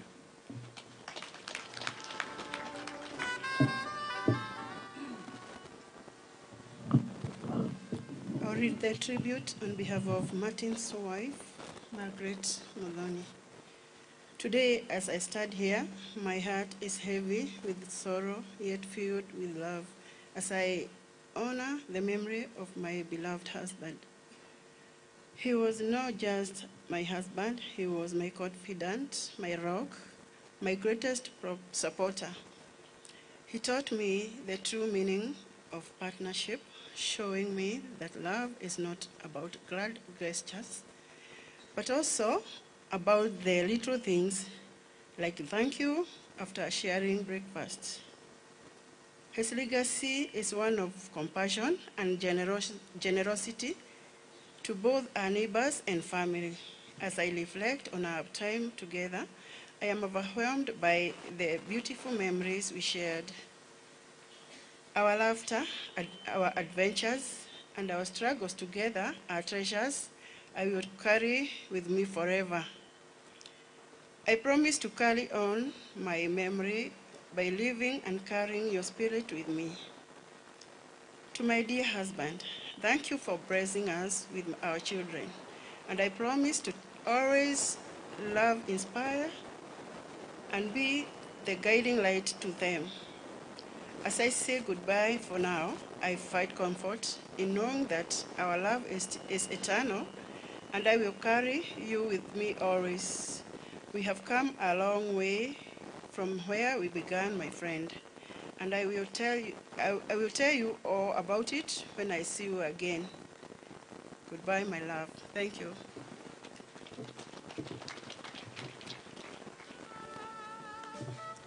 Thank you very much, Beatrice. That was the best maid at the wedding that we had. and I was actually the best man. But because I know people, that doesn't mean anything. Toni wo mwihete ohoro. No kurugamira twarugamira hikinire hikanetie na ndio mutumia Shiro muthi Shiro leo ukete tarugama Shiro nyada ado makuona naona gero yo utikimuhuria iro hii na ikarire red carpet no hidi when you mwega shagua she knows you very well turahamwe tuna second lady D no mugaithie muno wa ino kwa mugaithie muno no geithie ihe ciake cia thobana my daughter na riu ni ingire ndire hathi undu kithi ni aikanirie bado ngwira gathoni no me ndugu muno ni majirani moka gucera and you're a great father entertainer so it's all very good. We come from very far. Nenda gwita kairetu keho gaitu getagwo Immaculata Koi. Immaculata, she has a poem she wants to say to us as part of the tribute. And then after that, I have been requested by my new boss, Father James, that they may want to go and invest, and then they join us here in their secular clothes. So please, you'll allow me that. But before that, they have a tradition. They will come round to the two caskets. They will circle them. There is a song they normally sing. It's called Salve Regina. If you're a Catholic, you can actually look for it so that we can all sing together. Salve Regina.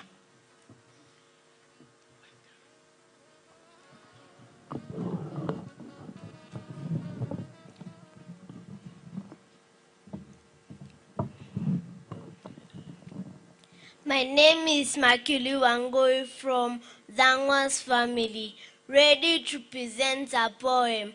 Enjoy my presentation. Angels, welcome to our umbrella, where honor business we enjoy. My father is no longer a slave, moving from here to there, looking for a smart television. Will Jumia? We are sorted. Let me smile, a permanent smile. We are connected always, my friends, my friends, with care to chat. Abusive language is a crime, babos is a taboo, dirty emoji is a curse.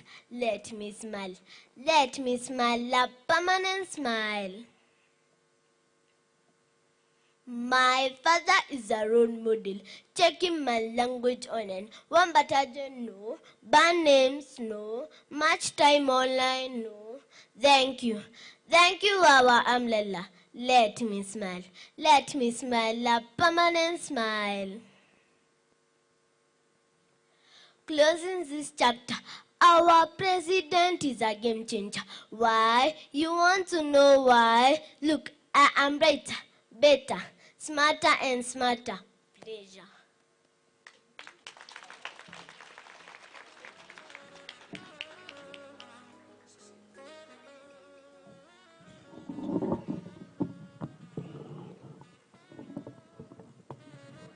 Pigieni makofi vizuri jamani, eh? Pigieni makofi. She reminds me of real love for her uncle. And in fact, it reminds me, when Martin was sick in hospital, those ones who went to see him, there is a question he kept on asking. What is love? And he really disturbed me. Every time I went to see him, kwanza he demanded, wapi Martin Mburu? Wapi Martin Mburu? When I got to the hospital, people were saying, hello, Dr. Mburu. They thought I was a doctor. Came and said, Mimi. The first question he asked me was, what is love? What is love? What is love? And I want to ask you again, what is love? I don't have an answer.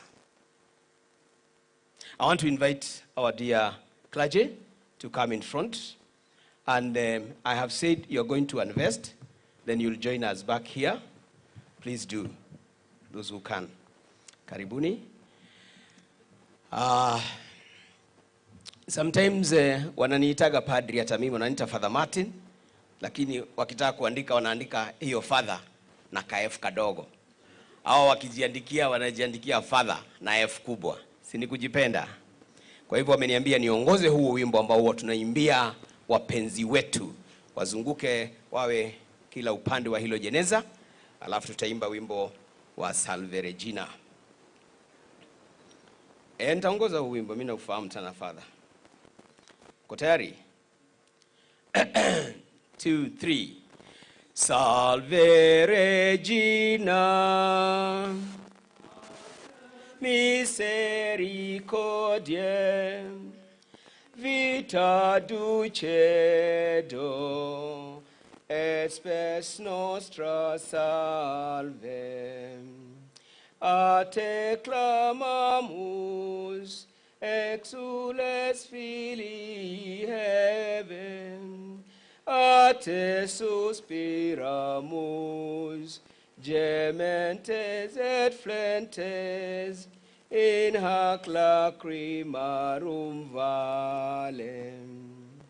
Ea ergo advocata nostra, illos tuos misericordies oculos ad nos convertem.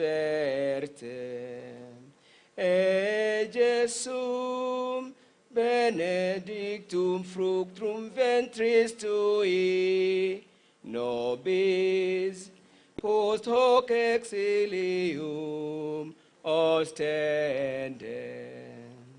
O clemens, O pia, O dulcis Virgo Maria.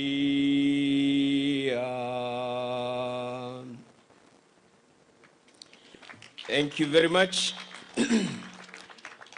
Wanapoondoka, naomba nimwite mheshimiwa wetu mwenyewe wa nyumbani.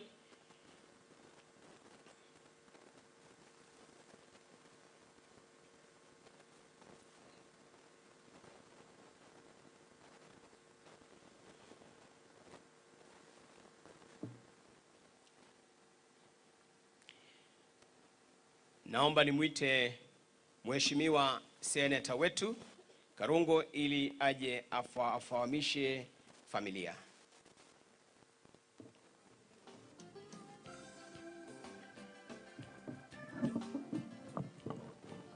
Asante sana Bana MC, Your Excellency the Deputy President na waheshimiwa wote, naomba familia tuje hapa. Hiyo ndio kazi nimepewa kwa sasa, ndio tuwajulishe wale ambao wamekuja kuomboleza nasi. Wale wote wamezaliwa pamoja na Martin. Sisi Mheshimiwa Deputy President tuko wengi, kama vile Martin amesema, karibia hapa mahali niko. Tuko 13 na mimi ndio namba 13. Mimi ndio wa mwisho. Haraka tu niwajulishe, na yule ako na mke aje, yule ako na mme aje. Watoto wanaweza bakia pale tu wameketi, sababu tuko wengi, wakikuja hapa watajaa. Kwa hivyo ningeomba msonge, niangalie hivi, mngesonga huko mwisho, mtakuja mnapitia hapa. Msonge hivyo kabisa mpaka mwisho. Mwisho kabisa. Tunaanza na yule ambaye ni namba 1. Tufanye haraka sababu muda hatuna. Nambari 1 kuja hapa, wengine songa hivi. Msikuwe mbele yangu. Kama uko mbele yangu umevunja laini. Lucy uko mbele yangu. Kama uko mbele yangu umevunja sheria. Yes. Wa kwanza kuja, unakuja hapa. Nikiwita unakuja hapa. Asante. Hatukuwa tumepanga hii. Ndio maana tunasimama hapa na mke wako. Your Excellency, this is Kimani Thangwa. Kimani ni yeye wa kwanza kwa vijana, lakini tulikuwa na mwingine alizaliwa hapo kwanza ambaye alituacha miaka kama 30 iliyopita. Sasa nambari 2 ni Kimani Thangwa na mkewe, na najua mnajuana. Pigeni makofi kaeni chini. Yule tunaweza keti sasa. Lakini nambari 1 hapa, kuja Lucy. nilikuwa nimesahau hiyo. Kuja karibu na mimi, unasimama tu karibu na mimi. Yule sister wetu ambaye alituacha 1998, ambaye ndiye alikuwa wa kwanza, alituachia huyu msichana pamoja na kijana ako hapa anaitwa Murimira, sijui uko wapi. Huyu mheshimiwa deputy president, kuja ndio watu wanaona wewe pia. Alimwacha alizaliwa miaka 8 kabla sijazaliwa. Ogo ne kuga your excellency niye gerera makendera ajiraga mama kira. Jira mama kira dokarire. Nawe to Murimira kana Kevin newe brother yake. Neo twatigeirwo na sister. Kaeni chini. Asanteni sana, pigeni makofi. Nambari 3 ni mwenye ametuacha na mkewe ako hapa, anaitwa Margaret Muthoni na ako na watoto 3. Pigeni makofi. Ni mama mjane. Tukienda nambari wakaigana. Number 4. Huyu tumwitaga Father John, no ni Father Fake. Huyu hado hagu kunoro nego kuneko. No ni brother itu ari hakuye gutuika father, nikyo tumwitaga father, otoria mheshimiwa arugama agwa tumwitaga mheshimiwa. Asante sana na mkewe Pauline, karibuni tuketi chini. Huyo mwingine ambaye hako hapa nambari 5 anaitwa Agnes Wanjiru, ako Marekani na najua anatutizama. Na yeye ako na watoto 2. Asante. Tukuje nambari 6. Nambari 6, Jacinta Jerry. Jacinta Jerry, Your Excellency. Oyo no waigire liga sea mami wito. Todo mami wito age atwana 13, age 9. Mpigieni makofi. Asante Jerry wito tumwedete muno. He's a disciplinarian. Tukuje nambari 7. Your Excellency, this is a carpenter, a driver. Na by the way kwetu tuko na kila kitu. Wakati wa COVID hatukusumbuka. Tukitaka carpenter unaita bro. Ukitaka padri unamuita hapa. Ukitaka mwalimu yani wote wako. Peter Ndongo ni yeye ameachwa na Penina. Penina was his darling wife. Na yeye ako na watoto 3 na yeye pamoja na Penina wako na special child anaitwa Dhangwa na wanampenda sana. Dhangwa wako pale na wako na Maura na wako na Angel. Pigeni makofi. Pole ndugu yangu. Huyo ndio amefiwa zaidi sababu has lost a brother and has lost a wife. Mweke kwa maombi. Standing here number 8. Tukao turegi netigana number 8, George Kihara. George Kihara is a qualified teacher but works with an NGO, works in Congo. Yeye ndiye anarudisha wale watoto wanapiga watu marisasi, wao wana rehabilitate, wanawarudisha kwa raia. Pamoja sasa na bibi yake Florence Njoki. Pigeni makofi. Number 9 ndiye huyo. Your Excellency, nigera kufatithio maita meri kama 3 no Michael itohuragira. Huyu ni Father Michael Thangwa. Nyote mwamfahamu na yeye ndio nambari 9. Ako kule Marekani katika state inaitwa Louisiana. Mpigieni makofi. Asante. Tukitoka hapo nambari 10.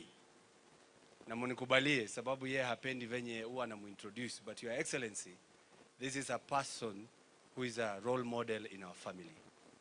Anaitwa Wanyoike Dhangwa. Ni mushori. Timuishi mushori. Modu wa gushora. Your Excellency, I'm giving this example because you are very passionate about fighting drugs and alcohol abuse. In 2013, huyu alikuwa mlevi chakari. Mlevi kabisa. Onagika campaign Your Excellency 2013, geda gite kia MCA. Twamuhithaga dagoke. Todo agiokire harade ka campaign ni ate kura. Leo ni dane akanyamu agorerwo kanyamu akinyuaga na hau oguo. Nigetha dageke atia.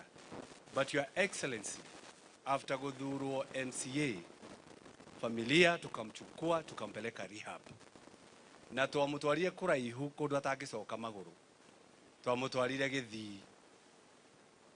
And I'm telling you, since then he has never taken alcohol.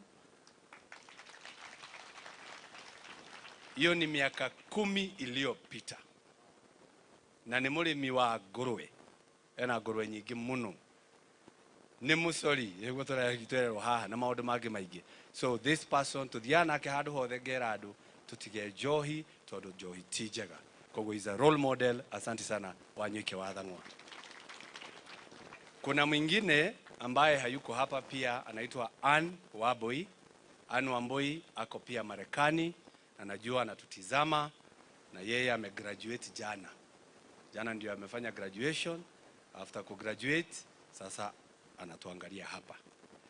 Tuende pande hiyo nyingine. Wewe no turiganetie nake Your Excellency ni namba 12. Etagwo Wangui Elizabeth, no ritware ya guku mutatu mwitaga wa Kimani. Nito wa Kimani ukarahia wa Kimani. Na kana ka ukaima haha kaugwa ni kana gake, na ni arena kaboy kangi getagwo Ian. Mpigieni makofi, thank you very much. Na si mimi ndio mimi. Na si mimi si ndio mimi. Na sasa ndio sisi. No mutumia wako Your Excellency etagwo Liz Wambui, na twina twana twiri, reka turugame tu haria turi. Watoto wa Karungo wa Thang'wa, si msimame.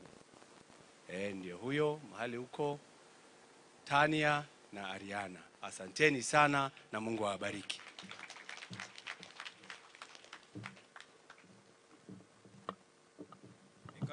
Senator.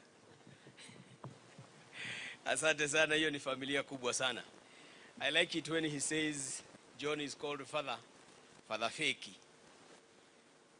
Ona ni ndi Father Fake. Nidageririe gacira kau ga gutuika mubea. Tutanamenya na Your Excellency. Gakirema. Ni karitu. Ndaririo ni avea, ngaririo ni masista, ndacokire kumenya nie ritana riakwa ndahetwo ni andu. No Ngai ndahete. Tondu nie ndagerie gwitana iguru ngaigua no ki. No rikiki ndiaiguirio. Ndagerie nderirwo ati ngacarie roho. Ngicarie roho. Ngiaga. Ona tu university nawe Your Excellency. Ndwamenyaga. No roho ndacaragia. No gore ndari mwanake mwega. Tuthiurukite nake muno Mumbatha Nyeri twi thieta. No riria ndoigire heo mutumia ni roho, Ciro ndararire. Ararire gwaka roho no agucenge, no akuonie maundu. Koguo Father Fake ndukamake turi ingi guku nja, ona turi ingi gukira aria biu. Tuima hau riu family ina karumbu renda gutuinira, family ya Thang'wa please. Hena rwimbo mugutwite murenda kuina, gaka ni kahinda kanyu. Eni. Ukai.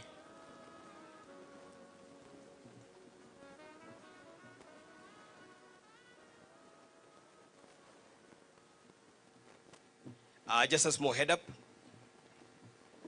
Sorry, nediganirwo ni kuintroduce family ya Penina.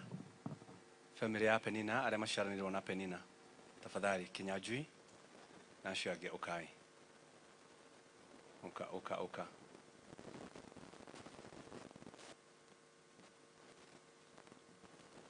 Asante. Ani brothers and sisters Penina, ona mami wao aliokuo, na mami itoto tinamu introduce tondu ndari guku. She is also a bit sickly na ni mukuru, ena makiria ma miaka 90. Kwa hivyo tuendelee kuwaombea na kumuombea. Kinyajui Oka. No, ku introduce your sisters and brothers. Na munini.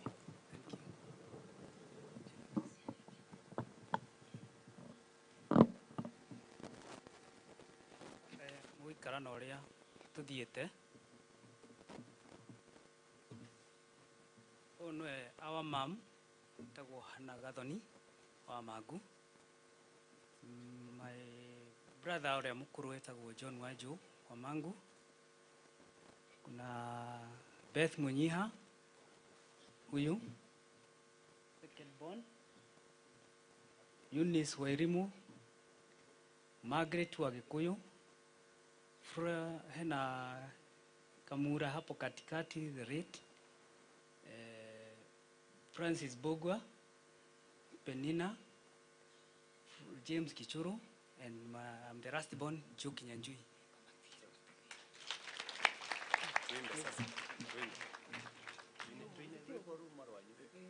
Oh, Arogo Ikirago Hari.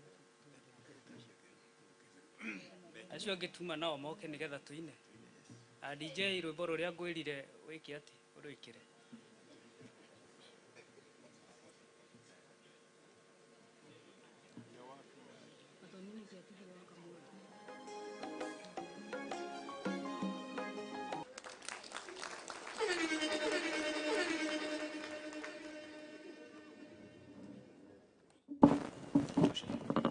Asante sana, wapigieni familia makofi jamani Pigieni makofi vizuri, asante sana.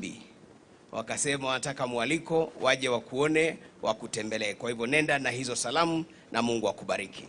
Naomba nimwalike Naomi Nyambere Orina ambaye atatuongoza katika kipande hiki kingine kilichobarikia. Asante sana. Karibu. Simunipigie makofi hata mimi. Wacha ni muombe makofi, tumpe makofi mazuri tafadhali. Makofi mengine tena.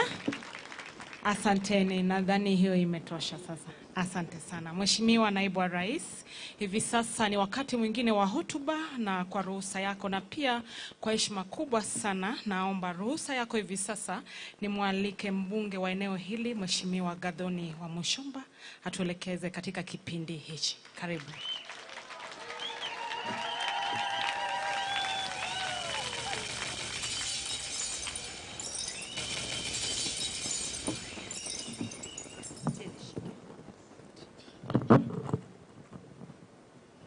Asante sana. Our MC of the day, Martin wa Omo Pika Box. Niguo tumwitaga the clergy that are with us, the fathers who have walked with us the journey since we lost our loved ones, family ya Baria Thangwa na family ya Penina, our deputy president, our beloved son of the mountain,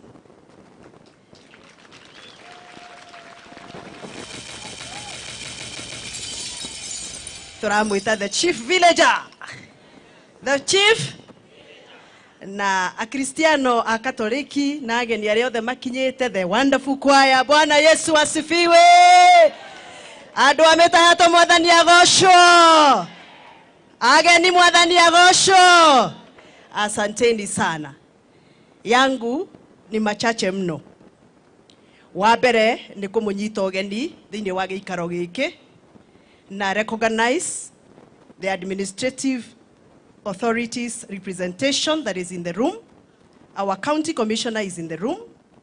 Please let us appreciate our county commissioner. Our DCC, our new DCC, who is hardly 1 week old. Tumpigie makofi tafadhali. Machifu wetu ambao wako area, chifu wetu ambao wako area, tuwaomba msimame tuwapigie makofi. Wako kule nyuma tuwapigie makofi. Na Munine Njohi tafadhali.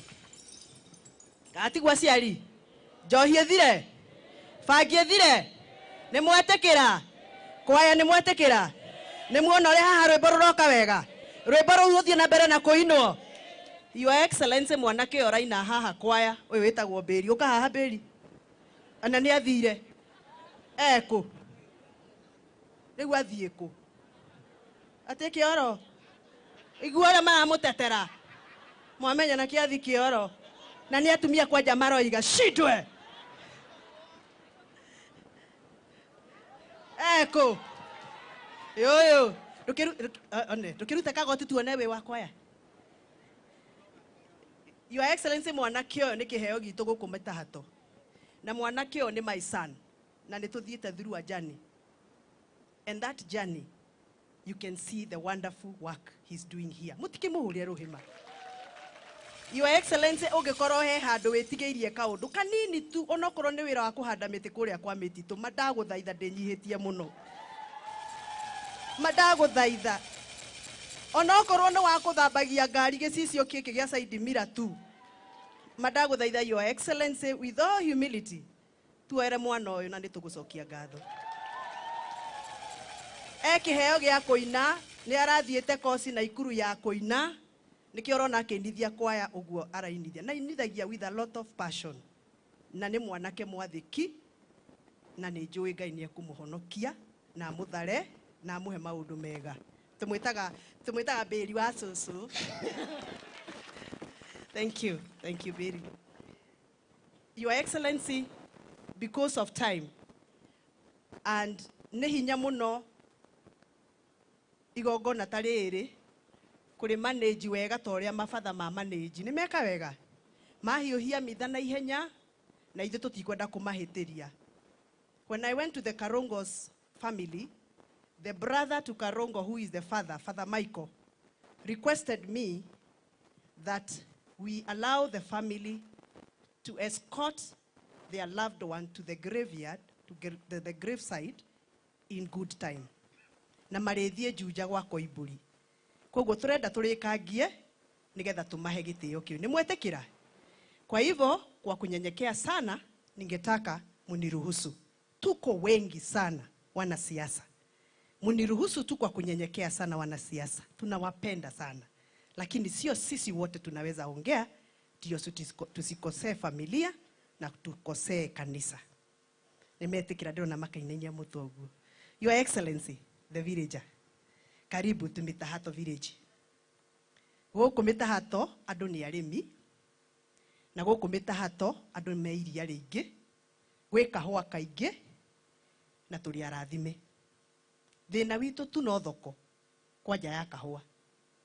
Na nĩnjũĩ nĩ Your Excellency, tumepigana sana ili turudishe pesa ya kahawa kwa mifuko ya hawa watu. Factories zetu zilikuwa mismanaged. Na mimi nimeng'ang'ana sana kwenda kwa mafactories kurudisha good governance ndio pesa irudi kwa mafactories. Thank you for supporting me, Your Excellency, and I pledge to continue reviving all the factories, bringing back the cooperatives so that the farmers can get their money. Your Excellency, before I continue, hapa kuna MCAs ambao wamechaguliwa hapa na ni wa Githunguri na wanakupenda. Na kuna wale wengine sio wa Githunguri lakini wamesikia Karongo senator wao wako na shida wakakuja kusimama na wao. With all humility ningetaka MCAs wakiongozwa na MCA wa hapa Bwana Kangethe Kamathe ukai na ihenya. Please na mwikage na ihenya ni undu wa time mugire haha. Aya nio MCAs aito amwe ni elected aria angĩ ni nominated. Ukai haha ndirona majority leader wawe haha smart muno. Tunawapenda sana MCAs wetu. Thank you for coming to support our brother Karongo Wathangwa. Karongo no andu aya ni makwendete muno mahurire iruhi. Thank you so much for coming. And the Speaker of the County Assembly is also here.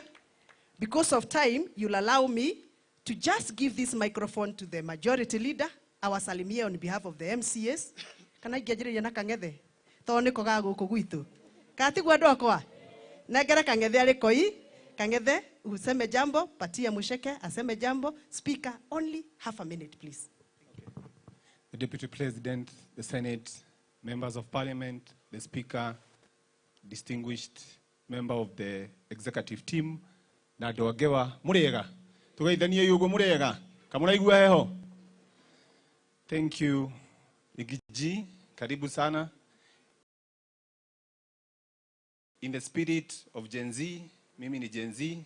I'm not going to waste time. I'm going to say thank you for coming na karibu sana. Sisi ni MCA kutoka Kiambu County. One request only. Munene, and I know that my area member of Parliament na the Senator wame request rami hapo. Tafadhali. Hiyo rami venye umekuja tu hivyo kutokea pale juu in respect of the Senator and Haridhuku ni hapa ni neighbor. Tafadhali wekea sisi rami. Asante sana. Thank you so much. All protocols observed. Nimepewa tu nafasi ya kuintroduce the members present.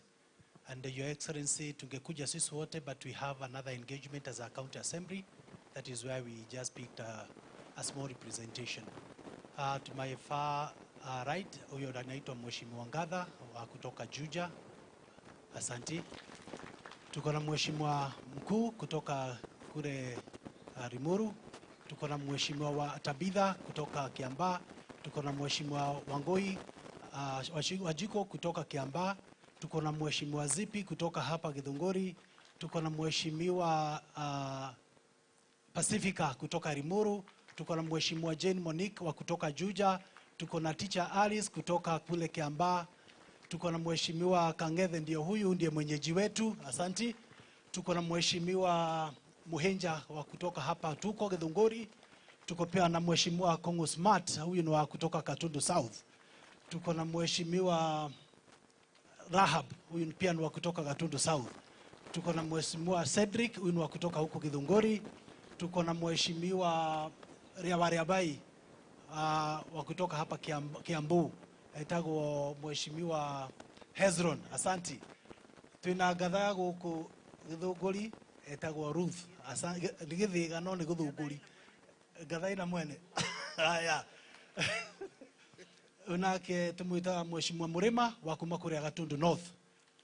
Tuko na Mheshimiwa Monica Keguro kutoka Gatundu South. Unake etagwo Peter Wainaina uno wa Kiambaa. Your Excellency Junior muhimu asanti. Muthuri unake aumite oro kuri arari Kirenga etagwo Mheshimiwa Kinyanjui athuritwo ku arari Kirenga. Tumuhurire makofi. Asanti. Ino niyo jambere anini muno bunge itu na nirauka hiki mweri wa Februari. Tumuitaga Wanyutu. Asanti. Hawa ni wa kutoka Murang'a County, jiseme jina. Your Excellency jitagwo Gishofe wa Batia, MCA wa Kariara Ward kuma kuria Gataga constituency. Asante sana. Jiseme. Wangari Njiri, nominated MCA Murang'a. Thank you so much, Your Excellency. Tamurathi witu na baba witu ugithikiriria ground we menyora kuhana ku mbere coka kaingi gutwira uria kuria mbere kuhana tuko nyuma yako. Asante sana. Asante, thank you very much kiongozi wa wengi bunge letu, Your Excellency the Deputy President Honorable Rigathi Gachagua, political leadership ambao wako hapa pamoja na familia the Athang'wa family, na sisi wote ambao tumekuja kuomboleza pamoja, ni wasalimu na salamu za Mwenyezi Mungu. Hamjambo. Ngai nĩ mwega na hĩndĩ ciothe na ikoragwo mwega mahinda mothe magikeno kana makieha. Ngai akoragwo ari mwega. Family mwĩyũmĩrĩrie, nĩ njũĩ nĩ igũtha inene mũno.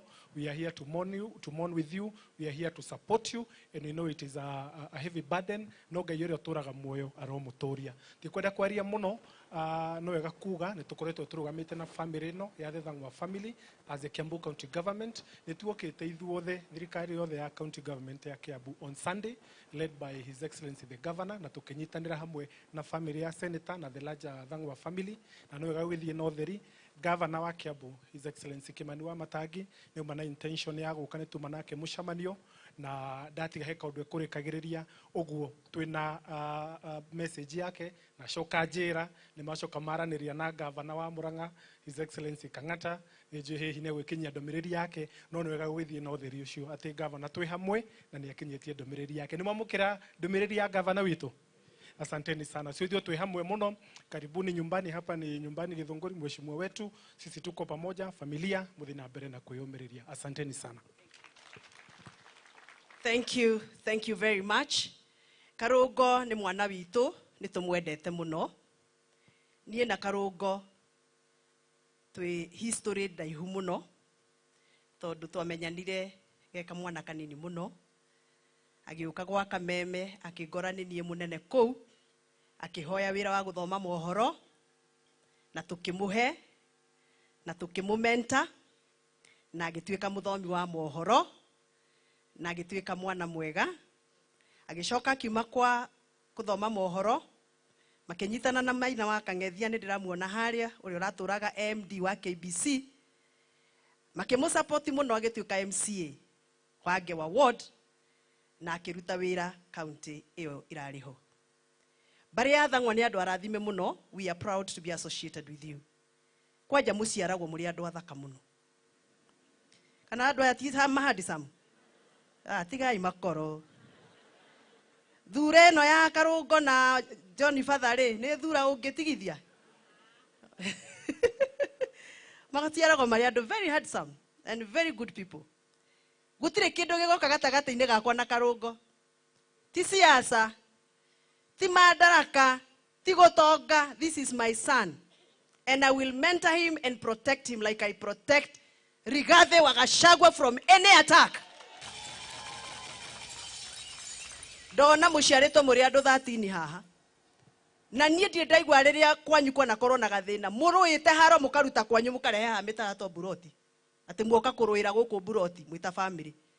Kwagia gathina mucokaga githaku-ini kia mamu wanyu mukaruira ku githaku-ini mukaiguithania niguo Karungo. Ona ithwe Mount Kenya turi a nyumba emwe na tuciaritwo turi nyumba iyo ya Mount Kenya na gutire hende tungitikiria haro citu tucirutage nyumba githaku gitu kia Mount Kenya tutwarage na guku bara tukarugama ngari iguru tukanirira tukaruma Rigathi wa Gachagua ne twarega inyo ne mwarega gutire hende tungituika ati wira witu tatongoria turi andu agithaku kimwe tutingeikara thi tucire na tuiguithanie na haro cia andu me family imwe itiagaga onawe kuri uciaritwo mutiagaga tuharo no tutingituika turi thiaga kurugama ngari iguru tukaruma ciana citu iria ciumite guku kirima tukanjiriria na Uhuru wa Kenyatta twarikia na Uhuru wa Kenyatta tukoerera wa Matangi twarikia wa Matangi tukoerera Gathoni wa Mucaba mathe ya Githunguri twarikia na wa Githunguri tugathi kwi Rigathi wa Gachagua. Tumekataa, nyinyi mumekataa. Tareke nyona ni mwetekera twarie kindu kimwe. Very good, very good, very good, very nike mutararikia njugaga very ni murona gakobia ria kareka very akereguo. Rigathi wa Gachagua niwe tutumite kuria thirikari nene athie aroerere maundu maria makonie kirima. Ukweli ama si ukweli? Twahatererio mbia cia kahua taru ni turatunyirwo bilioni hakwe 2 cia Cherry Fund. Twatunywo mbia Rigathi wa Gachagua ni wagirwo ni guthi gututetera na ithu tukamunyitirira. Lakini maneno ya kwenda kutangaza huko nje kuita mtoto wetu majina, kiongozi yoyote ambaye anafanya hivyo turakuonera 18 mayangai na dina hita tondu bathe hakuhi.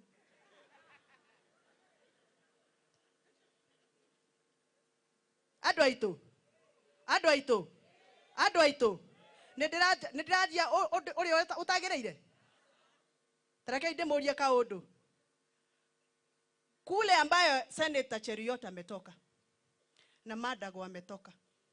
Kuna viongozi wengine walikuwa huko kama Uhuru Kenyatta, kuna Gideon Moi, kuna yule Ruto wa maendeleo ile mashinani, Mheshimiwa Ruto.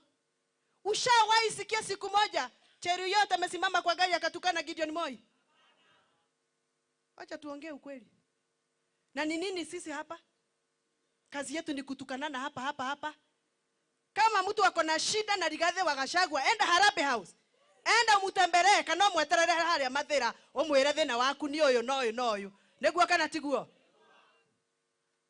Niende maito wa andu a Githunguri. Na no turuaga na Karungo. Taru hende karanjukireire. Na nie ngikabangira.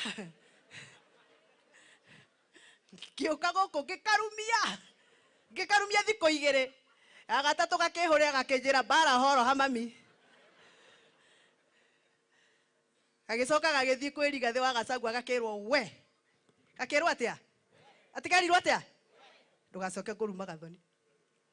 Na gakihera na tukihibaniria na gakingurira cai. Oguo niguo maundu matwarithagio na mbere. Nie na wa Matangi ni tukanagirira niguo kana tiguo? No ndingetekeria wa Matangi athianekwo kuria Nairobi Ndwaga koiga wa matangiatiganwo nake. No uka guku ground maya Ngai ndimurumagia kiriu. But he is our son. And we gave him an opportunity to serve. And we must support him to serve. Hata kama akona weakness, tunamsupport. Maya Ngai njira-ini ndĩraria ma. Ndĩraria kĩhoto. Nĩtũkũnyitĩrĩra Rigathĩ wa Gachagua. Arũĩrĩre kahũa. Arehe mbeca cia mau road. Ekĩre barabara citũ rami. Naigana maigana mekũnyitĩrĩra Rigathĩ wa Gachagua. Andũ aya nĩmakwendete kĩ-village. Tũramwĩtaga kĩ-village last week. Nĩmũcenjetie. Gũkũ village nĩkuo andũ maikaraga thĩ magacira makoiga nĩtũgũ-support ng'ania atuĩke senator. And we don't have any other. You are the man of the moment. Hallelujah. Ndarĩkia kũhunjia. Aigana mekũhonoka. Nĩ ũndũ wa mahinda, Your Excellency rĩrĩa wĩrĩgĩte gũtũcerera, nĩ watwĩrire nĩ ũkũgeria mũno gũkũ Gĩthũngũri ũtũhe rami. Na rami ĩrĩa tu niĩ ingĩkũhoya ndĩnyihĩtie mũno for now nĩ barabara ĩno ya kuma harĩa junction kũhĩtũka ũguo gũthiĩ kumĩrĩra harĩa Handonga. Na kairĩtu gaka ga Gĩthũngũri nĩ kageretie mũno. Tondũ ũngiuma haha ũringe ũthiĩ nginya Gatũndũ South ndũngĩkwama. Ũngiuma haha ũringe ũhana ta ũrathiĩ gwaka Wanjikũ kũrĩa Kĩamba ndũngĩkwama. Ũngiuma haha uge nĩ gũthiĩ Kiambu kwa Mashũa ndũngĩkwama. Mimi kazi ya huku chini ya kufanya maramu na nini nimejaribu. Nĩngeretie andũ akwa. Nĩngeretie. Hau hatigarĩte karami. Ũngĩgathiĩ ũkore handũ bairo igĩtwo ũru. Father aroiga atĩa? Father Michael nĩ aratheka? Ndige. We anguka nayo. Nĩ aya maraiga kwaya. Kwaya maroiga ũngĩgathiĩ ũcemanie na bairo igĩtwo ũru. Anguka. Uanguke nayo. Your Excellency, nĩtwakena mũno nĩ gũka kũrũgama na mwana witũ Karũngũ. Na nĩtũkenaga rĩrĩa twamuona nake tondũ nĩtũĩ under your leadership you will continue mentoring him, supporting him, advising him and empowering him to become a greater leader for tomorrow. Karũngũ, tunakupenda. Poleni sana kama familia, we are there for you. Nĩ ũndũ wa mahinda ndĩrenda atĩrĩrĩ. Mũnjĩtĩkĩrie ndĩmwĩre ageni arĩa megũkũ maningi. Ũguo Karũngũ gaitũ nĩkendetwo. Ni wengi sana. Kwa sababu ya time, naomba nitawaita, mnawapigia makofi ya mapenzi, wanakuja hapa, tutaiba wimbo moja tukiwa sisi wote, alafu wenzetu tutachaguana, wawili waongee, MPs, senators wawili waongee on behalf of the other senators, former MPs tuchague mmoja aongee, former governor kama yuko, hivyo ndio tuharakishe. Niko na ruhusa yenu? Haitiga ikodorogo. Niko na ruhusa yenu? Very good. Naomba kwa mapenzi sana tumcelebrate majority leader Senator Aaron Cheriot. Apigiwe makofi. Tumpigie makofi Honorable Senator Medho wa Nyandarua. Honorable Senator wa Matiga wa Kuria Nyeri. Honorable Senator Okia Omtata. Nominated Senator Karen Nyambo. Mheshimiwa Honorable Major Dong kutoka kule Bakasi. Honorable Peter Kehongi kutoka Kangema Murang'a. Honorable James Gakuya kutoka Nairobi. Honorable Koiborania kutoka Juja. Honorable Teresia Wajiro nominated MP. Honorable Waithaka wa Mashwa Kiambu Town. Honorable Kawajiko kutoka Kiamba. Honorable Karovia mbunge wa Iyala. Honorable Senator Veronica Maina nominated. Senator Madago kutoka Uasin Gishu. Senator Joe Nyoto kutoka Murang'a. Mamutirahora rohi ageni haya. Si tuko wengi. Wacha tupatie microphone Honorable Medho atutongorie na rwimbo. Eneo areka maitho.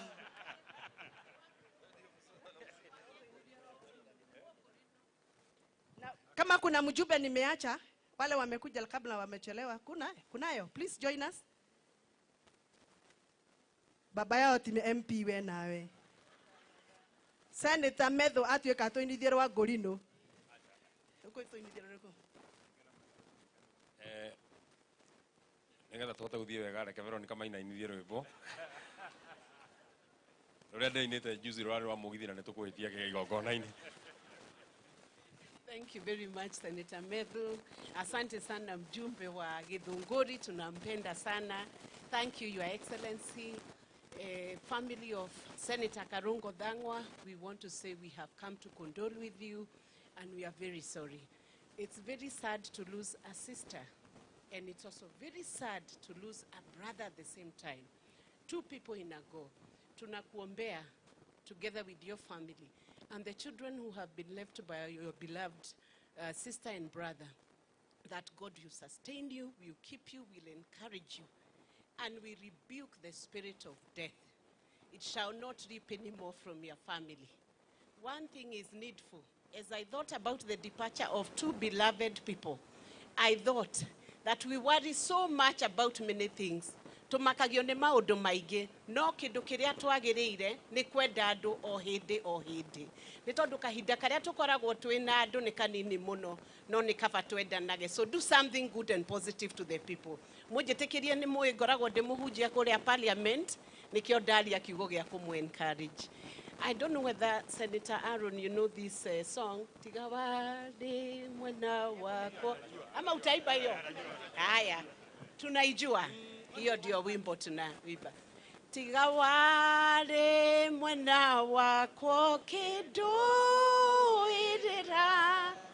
thosha ngoro yakwa nĩcingĩahotire. Tiga wanjarage kanjĩra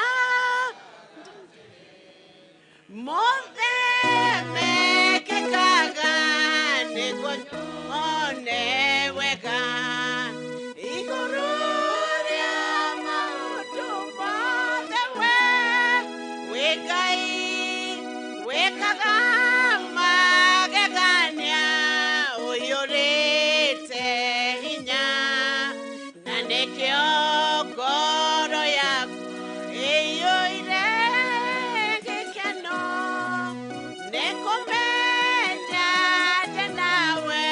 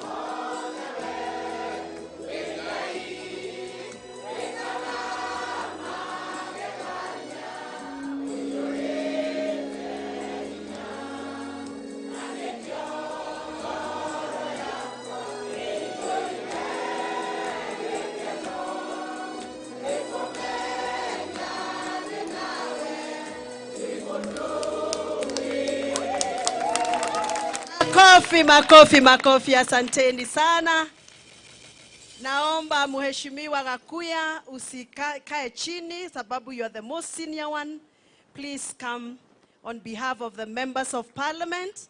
You give your message of condolences to the family and give a message on behalf of other members of parliament. Akimalizia hapo nitamuita mheshimiwa mwingine mmoja. Asante. Thank you very much, Mbunge wa Githunguri. The Deputy President of the Republic of Kenya,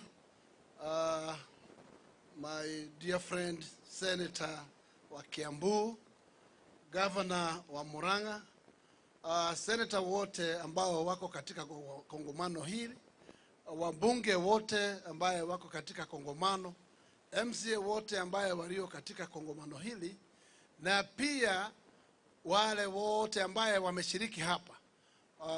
Hamjambo. Hamjambo tena. Majina ni Gakuya, mimi ni mbunge kutoka Nairobi, eneo inaitwa Embakasi la Juu ama Embakasi North, na wale wanajua Dondora, huko ndio nyumbani. Na mimi kusaliwa nimetoka hapa Murang'a, na Nairobi nilienda kutafuta green pasture, kule tushamba kwetu ni tundogo mno. Na yangu leo ni kuleta labilabi zangu, familia na watu wangu kutoka Embakasi North. Na pia labilabi ya wabunge wenzangu, kwa sababu wote hawatapata nafasi ya kuzungumza. Na tuseme tumeguzwa sana na jambo hili. Si kawaida kuwa na janga kama hili, kuzika wawili wapenzi wako kwa wakati mmoja. Lakini tuseme Mwenyezi Mungu huwa anatenda, kwa sababu yeye ndio huleta watu duniani. Na wakati wa kuwaita ikifika, na hatauliza mtu swali. Kwa hiyo tunasema tuna pole nyingi sana kwa hayo, na tunasema Rongo Wadhangu na familia, Mungu awalinde, awatulize na atolee machozi.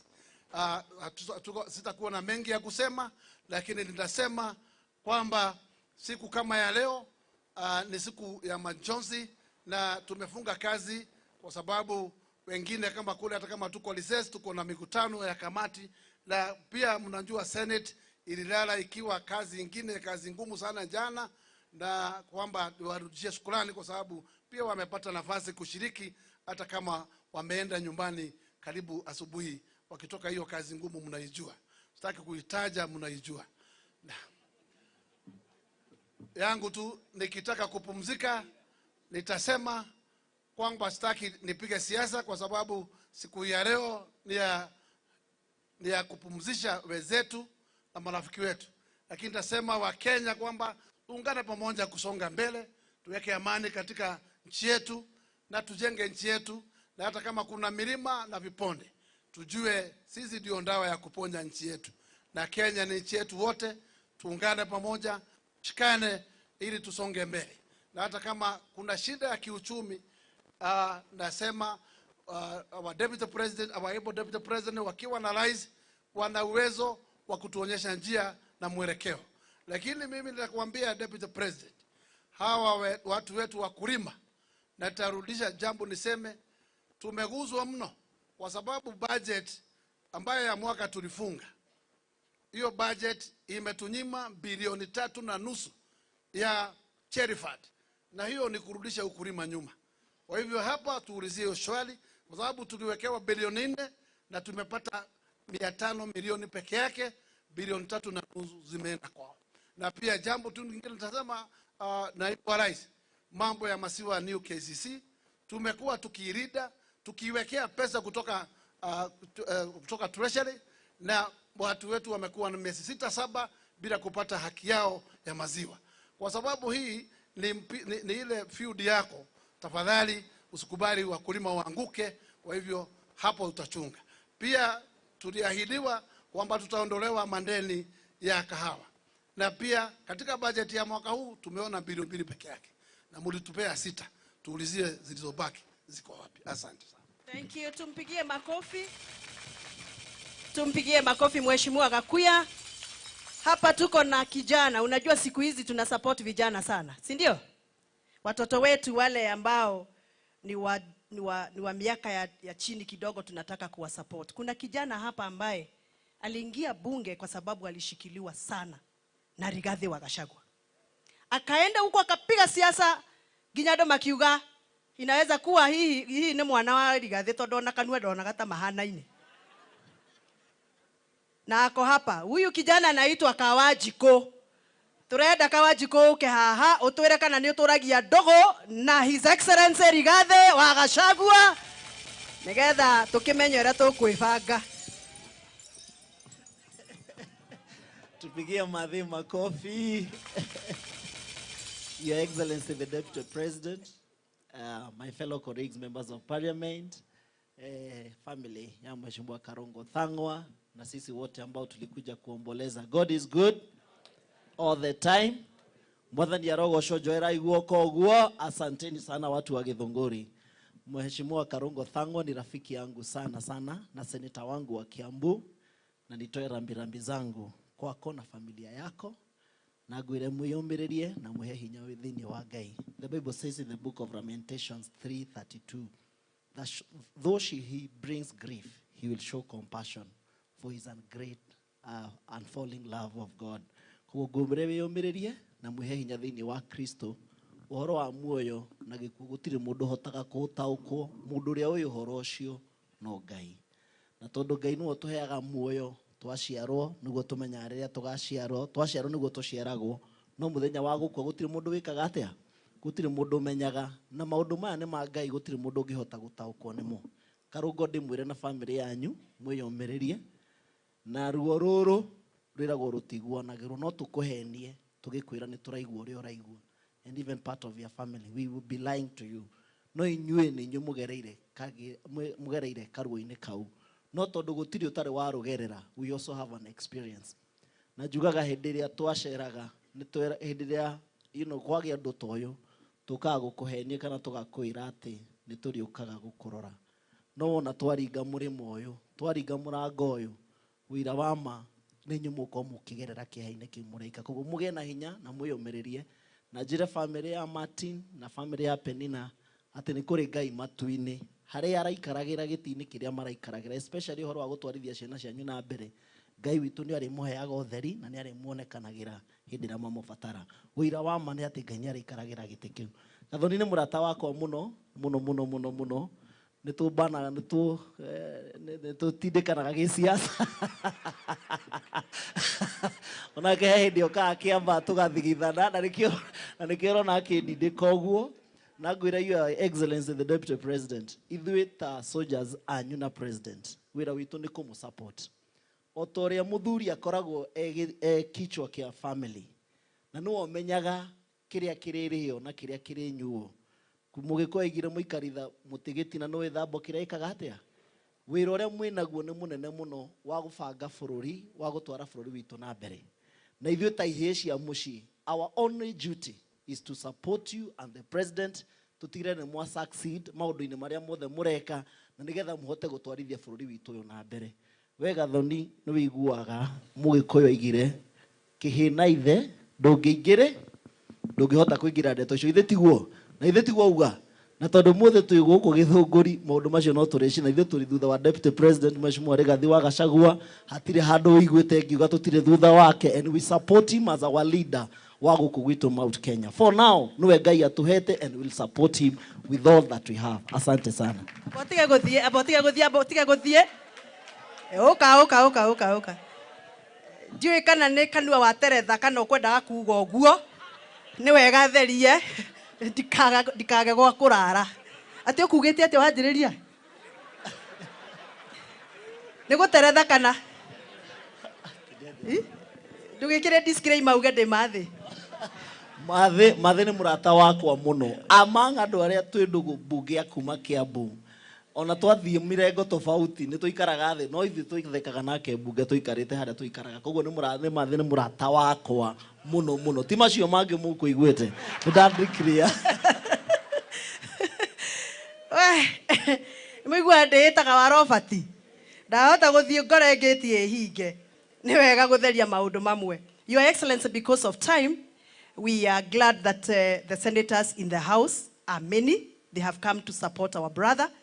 But before I invite the Senator Majority Leader, Njamba ya rũrĩrĩ ĩrĩa tũĩ gũkũ Kiambu ĩtagwo Kuria ĩgũkũ. Ĩgũkũ. Na njamba ĩno ya rũrĩrĩ tũrarĩ nake mathiko haha Gatũndũ. Aracemania na anake aya makoragwo excited arĩa nĩ ithe mũtikĩmoĩ. Oiga mathĩ ruta kĩndũ. Ũmwe aramwĩra atĩrĩrĩ, nĩ wona mathaa ma gũka mathiko tondũ nĩ ũrabutirwo. Ndũkiume kĩndũ. Nake Kuria aramũcokeria, ndigũkũhe ona kĩ tondũ ndabutwo nĩ gũkena ũrakenire. Kĩmũndũ kĩu kĩracokia maya Ngai. Tondũ njamba itũ ya rũrĩrĩ gũkũ rĩ. Twambe maseneta mambe maria acoke atũgeithie. Nĩ mũkwenda kũgeithio? Atwĩre kuma abutwo nĩ wĩra ũrĩkũ araruta? Rĩu gũkĩharĩrio gĩtwĩre nĩ wĩra ũrĩkũ araruta. Andũ ndũkamakĩona wabutwo my dear. Ona wabutwo tũrĩ o gũkũ. Na niĩ ndĩrona tũtingĩnina December ũtonete ha gũthiĩ. Tondũ Ngai nĩ ekũhete hakiri, wĩ hakiri njega mũno. Thĩna nĩ kanua kuma thaa 4 cia ũtukũ. Na sasa nataka tumkaribishe Senator Aaron Cheruiyot akuje ili atujulishe maseneta wenzake. Asante sana Senator.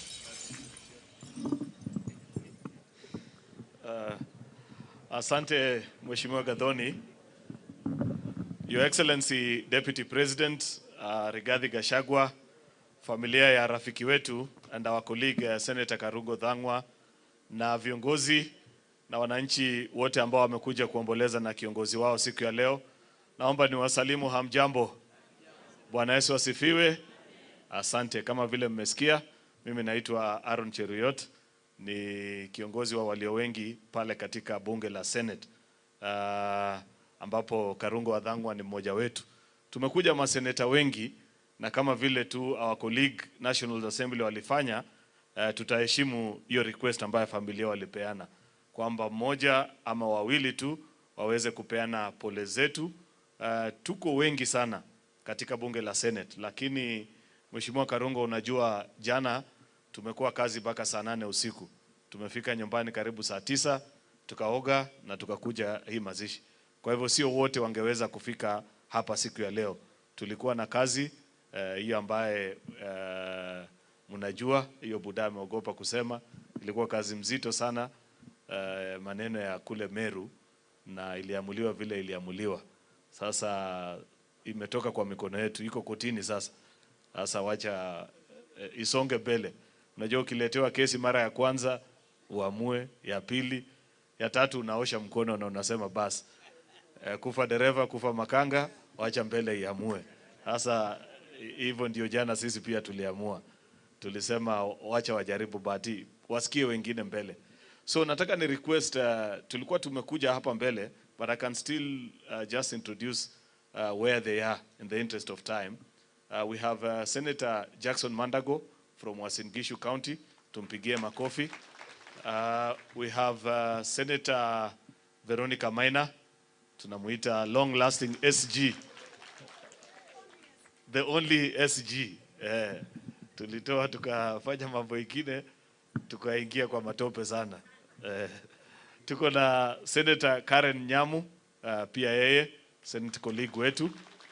Tuko na Senator wa Matinga Wahome kutoka Nyeri County, makofi. Tuko na huyu Senator anaitwa Kabamethu, yeye anatoka kule Nyandarua. Sababu ni rafiki ya Karungo, nitakupatia dakika 2 ukuje useme on behalf of all of us. Nimesahau Senator kutoka county jirani ya Murang'a, Senator Joe Nyotu. Kunaweza kuwa kuna any other senator pengine sikumuona. Nimesahau aje Senator Omtata. Ule mtu. Sasa wewe nasikia buda unauliza wapi pesa ya barabara, wapi pesa. Si huyu alianguka nayo kwa kotini. Itatoka wapi? Huyu anaitwa Omtata, is our colleague and a very good friend of Senator Karungo. Thank you so much Omtata for coming. We feel greatly honored. Thank you for being a good friend to our brother. So on behalf of our colleagues wote wa Senate, wacha nimpatie Senator Methu kutoka Nyandarua aseme alafu nimalizie. Thank you very much our leader of majority, Your Excellency the Deputy President, familia ya Thang'wa yote, familia ya Nyina wa Martini na familia ya Penina na waombolezaji wote. Bwana Yesu asifiwe. Hata mimi nitakuwa mfupi sana wa maneno kwa sababu maneno mengi yamesemwa na tumeambiwa tunataka kufikisha rambirambi zetu. Mheshimiwa Thang'wa ni rafiki yangu na ni rafiki yangu wa siku nyingi. Tumefanya naye kazi kabla tujachaguliwa na wakati tumechaguliwa. Na wakati nikiwa hapa wakati majority ameniambia mimi kama rafiki yako nitakufikishia ujumbe wa pole. Nimekaa tu nikakumbuka December 25 ndio tulimpoteza baba yangu. Na wakati ulikuja kwetu uliniambia mimi nisijali, ni Mungu amefanya hivyo. Vile uliniambia kama ulikuwa umeamini, hata mimi ndio narudia. Hivi ndi Mungu amefanya hivyo.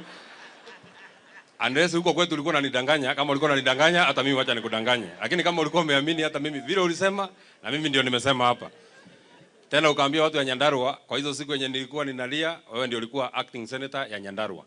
Sasa kwa hiyo siku yenye ulikuwa unalia, mimi ndio nilikuwa acting senator ya Kiambu. Kwa hivyo watu ya Kiambu na watu ya Nyandarua hatuna madeni, sisi ni watu moja. Iko kitu moja tu nimeona imeenda kombo kidogo. Mheshimiwa Kadhoni, sijui kama umeona kitu imeenda kombo kidogo, na nimekuwa nikisema kila siku. Hapo umesimama vizuri ukaintroduce watu ya familia yenu na nikaona una introduce number 1, number 2, number 3, number 4, number 5, number 7, number 9, number 10, number 11 mpaka kafikia wewe number 13. Ukafika kuintroduce kwako number 1, number 2 ukamaliza. Sasa mimi nikashangaa, wengine ni wako nyumbani ama umeshamaliza? Kwa sababu wewe umezaliwa ukiwa number 13 na wewe unaachia number 2. Si ungangana hata ufike nusu ya ile mama alikuwa amefanya. Na bado wewe ni kijana na hata ukitaka nikusaidie mimi niweke 6 wewe weke 7.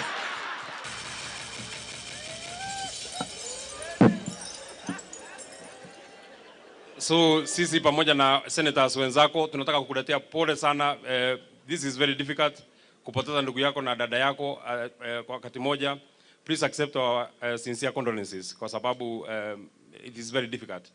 We are praying for you and we are praying for your family ili muweze kwenda mbele. Mwisho kabisa, kwa niaba ya watu wote walio hapa, sisi tunasema na Mheshimiwa Deputy President, chairman yetu ya senators ya Mlima anaitwa Wahome Amatinga. Tuko na senator mwingine wa Mlima anaitwa John Yutu. Iko senator mwingine ametoa rambirambi zake anaitwa Murango wa kutoka Muranga. Na sisi kama masenators wote wa Mount Kenya, wa Kirinyaga anaitwa Murango. Na sisi kama masenators yote ya Mlima Kenya, sisi tumeungana na tumeshikana. Wakati shida itatokea, haitatokea kwa masenata ya Mount Kenya. Tumeungana na tumeshikana nyuma ya kiongozi yetu. Nyuma ya kiongozi yetu. Nyuma ya kiongozi yetu. Kiongozi yetu ya kutoka hapa Mount Kenya anaitwa Mheshimiwa Rigathi wa Gachagua.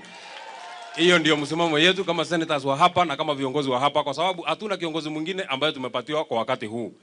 Na mimi Your Excellency nikiwa nimekaa hapa nilikuwa nafikiria, kwa sababu sisi wote hata Mheshimiwa Aaron Cheri yote anajua tumeamua tusaidie na tutengeneze serikali. Hata President William Ruto amesema ikuwe broad based.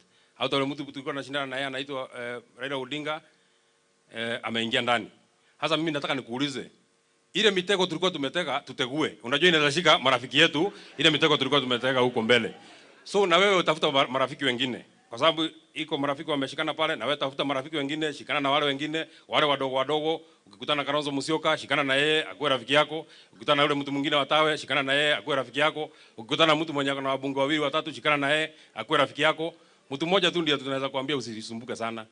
Ule mwenye alikuwa running mate ya Raila anaitwa Martha Karua. Unajua yeye ana mbunge, ana governor, ana senator, ana chief, ana nini. Huyo unaweza wachana naye, lakini wale wengine mtu mwenye kuna watu wawili, shikana na yeye ili tuende mbele, kwa sababu wewe ndiye kiongozi wetu na wewe ndiye utatuonyesha vile tutakaa kwa hii serikali yetu. Asanteni sana watu ya Kiambu, mlifanya vizuri sana kumchagua senator Karongo wa Thang'wa, na wakati mwingine mumchague na mumwambie mumukanie mundu huyu. Mukanie mundu uyu mukamwira ani mukuru kugira agatiga kujaza tondu na nderu nyingi riu ni ndi mukuru kumukira akamenya ni ndi munini kumukira. Ngai witu murathime muno andu a Kiambu, asanteni sana. Asante sana Methu. Najua nimemchagua huyu Methu Your Excellency sababu kazi ya majority leader haikuangi rahisi sana bunge. Kuongoza wabunge unajua ni kazi ngumu. Lakini kuna watu wawili hawawezi nisumbua. Mmoja ni huyu Methu, mwingine ni Karungu. Na sababu hawezi nisumbua ni kwa sababu around 2022 Your Excellency, wakati tumekuja hapa Mlima kufanya campaign, nilipata vijana wawili wako kwa barabara. Sisi tunatembea na ile chama yetu, hao walikuwa na kitu kingine karibu inafanana na chama yetu. Alafu wakanivuta kando wakaniambia, sisi tunaona wewe ni kijana kama sisi na tungependa tukue maseneta, tufanye aje? Nikamwambia kitu ya kwanza, tafadhalini pangeni laini na muingie kwa hii chama yetu ambaye tuko wote pamoja. Kitu ya pili, nikawaita Nairobi, tukakaa mahali tukaongea, nikawaambia vile ya kupanga, alafu mwisho nikawapea namba yangu ya simu. Hiyo ndio makosa ile kubwa nilifanya siku hiyo, kwa sababu unajua kama kawaida ukipatana na wanasiasa kama hao vijana unawafungia kitu kidogo. Hiyo Gathoni alikuwa anaongea kuhusu 24 hours later wote walikuwa kwa simu tena. Karungu anapiga huku, Methu anapiga. Nikajiuliza kwani hizi ni broker gani nilipatana nazo? Walilisumbua sana, lakini mwisho mimi nawashukuru kwa sababu walifuata vile tulikubaliana. Na pale Senate kama kuna maaskari ambaye tuko naye ambao tunategemea katika kazi yetu ile tunafanya, wewe na rais mkinipa, hawa ni dependable allies na marafiki wa nguvu. Ndio maana nimeona lazima nichukue fursa nije kwa niaba ya senators wetu wenzako wote, Senator Karungo Thang'wa, tuje tukuunge mkono siku ya leo, tukuambie pole wakati unalia. On behalf of all the Senate, tumekuja hapa siku ya leo kukuambia pole. Huyu Senator Karungo Thang'wa, Your Excellency, ni chairman wetu wa Transport Committee na anafanya kazi nzuri kule. In fact, Senator Karungo, pokea pole pia za kutoka kwa waziri wa Transport. Wakati nilikuwa nakuja hapa, kuna maneno tulikuwa nazungumza na akaniambia, kanifungia bahasha kidogo na rambirambi zake ambazo amenituma nazo. Huyu mheshimiwa ni mtu ambaye tunafanya kazi vizuri naye na kichwa yake iko sawa sawa, anatoa mawazo mazuri mara mingi akiongea kule katika bunge letu la Senate. Kwa hivyo ndiposa tumeona ni vizuri tuweze kuja kufariji yeye, familia yake yote kwa jumla, tuambie poleni sana na tuambie Mwenyezi Mungu apate kuwafariji. Niseme tu jambo moja, Your Excellency, ambalo mimi najua wewe una uwezo wa kutusaidia. Hakuna nchi inaweza endelea wakati inatenga wakulima wake na kuwaumiza, especially taifa kama Kenya ambaye karibu 30% ya watu wale ambao wanafanya kazi katika sekta ya kilimo. Kwa hivyo mimi najua rais na wewe mko na roho ya kutusaidia sisi. Wacha nizungumze kama mwakilishi, kwa sababu unajua mimi ni mwakilishi wa wakulima. Watu wangu wale nawakilisha katika bunge wanafanya biashara ya kahawa, wanafanya mambo ya chai na maziwa. Mimi ningependa kuomba, kwa sababu mimi najua hiyo kazi wewe unapambana naye na unaweza. Wakati wowote hata kupatikane kuwa na shida kama ile tuko naye ya kifedha, tunaweza kata kwingine kokote, lakini hii ya wakulima tafadhali hakikisha kwamba ile ahadi ile ambayo ulikuwa umetupatia kutuhakikishia kwamba maziwa yetu at the very least KCC tatupatia shilingi 50, hiyo isiguzwe tafadhali. Your Excellency, chai yetu ambaye kwa sasa kwa miaka mingi, na mimi najua wewe unapambana na hiyo kazi na sisi tunakusaidia, tafadhali ngangana kufungua masoko. Ile masoko ambayo tunategemea, the biggest challenge ambayo tuko naye ni kwamba wale watu tunauzia chai nchi zao mara nyingi huwa na fujo, nchi za kama Pakistan, Iran, wapi. Tufungulie masoko mengine ili wakulima wa chai mambo yao iweze kuwa sawa.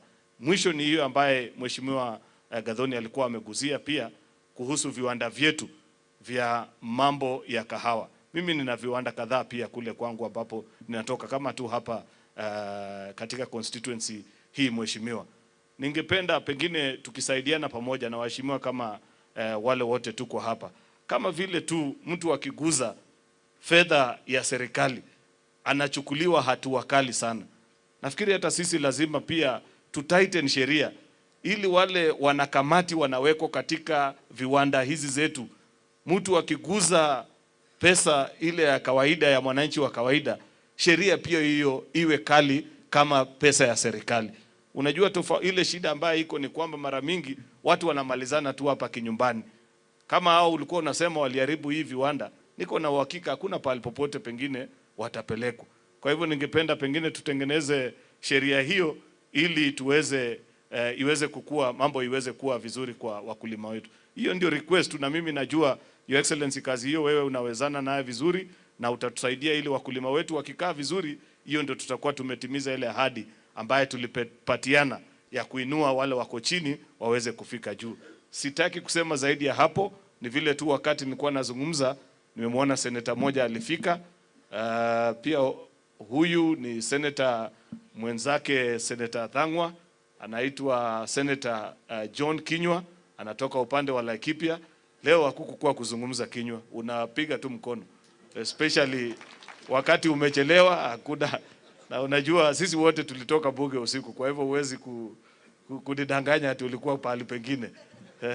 So tulikuwa kazi mpaka usiku. Amekuja pia yeye kusema pole yetu. Asante Senator Kinyua kwa kuja.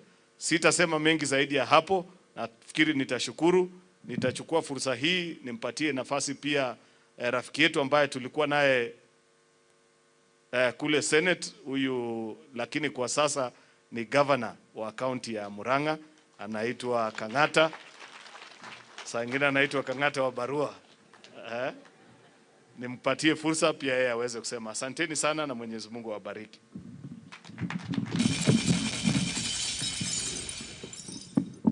Your Excellency, the Deputy President of the Republic of Kenya, Rigathi Gachagua, na Senator wa hapa Kiambu, Karungo wa Thang'wa, together with the area member of parliament, Gathoni wa Mushomba, na pia tuko na majority leader na other leaders, including members of the county assembly. Kabla niongee, nimelezewa nimuite former CS.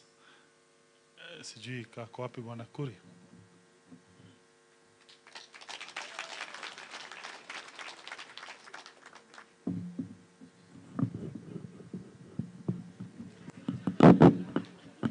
Tumsifu Yesu Kristo. Familia ya Thang'wa, mapadre wetu, Mheshimiwa Makamu wa Rais, viongozi wote na waombolezaji wote, nimekuja hapa kutoa rambirambi zangu kwa familia ya Thang'wa kwa sababu ya huu msiba. Na unajua, ijapokuwa nimeona nyinyi ni watu mmejipea nguvu, mambo ya kuachwa na watu wawili wa familia moja ni jambo ya huzuni sana. Na mimi najua Mungu atawapea nguvu Senator Karungo na familia yenu yote. Na vile nimeona hapa, nafikiria mko na branches mbili.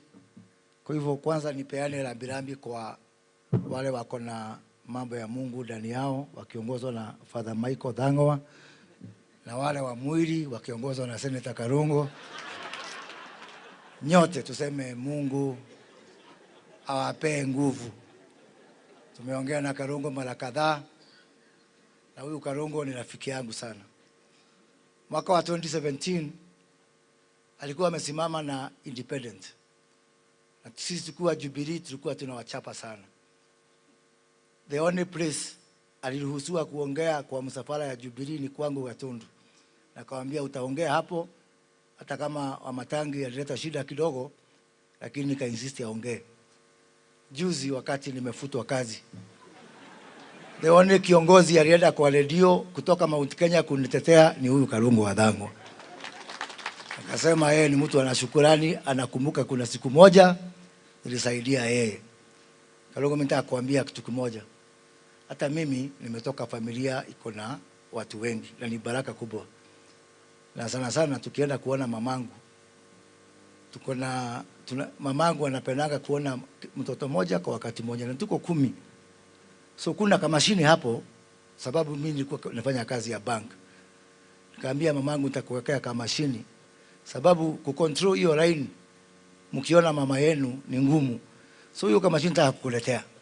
Anasemanga ticket number 4, sasa proceed. Sababu vile mko wengi mnahitaji system nyingine hapo ya kuwasaidia katika hiyo maneno ya kuona mama yenu. Lakini mjipee nguvu. Nataka kusema mambo machache tu. Kwanza hapa Githunguri, Mheshimiwa Mushomba nasikia ameongea mambo ya kahawa. Na hata Senator Aaron Cheruiyot tumesema, tulipitisha wakati nilikuwa serikali, zamani nikiwa serikali. Tukasema pesa ya mkulima, kuna kitu inaitwa direct settlement scheme system, iingie kwa mfuko ya mkulima direct, isipitie kwa cooperative. Na mimi naona wale wakora tulisema tulifukuza bado wanalegalega hapo tu. They are still frustrating that program. Na wewe kwa sababu nikiwa bunge nilikuwa chairman ya maneno ya kahawa na nikakuachia hiyo kazi.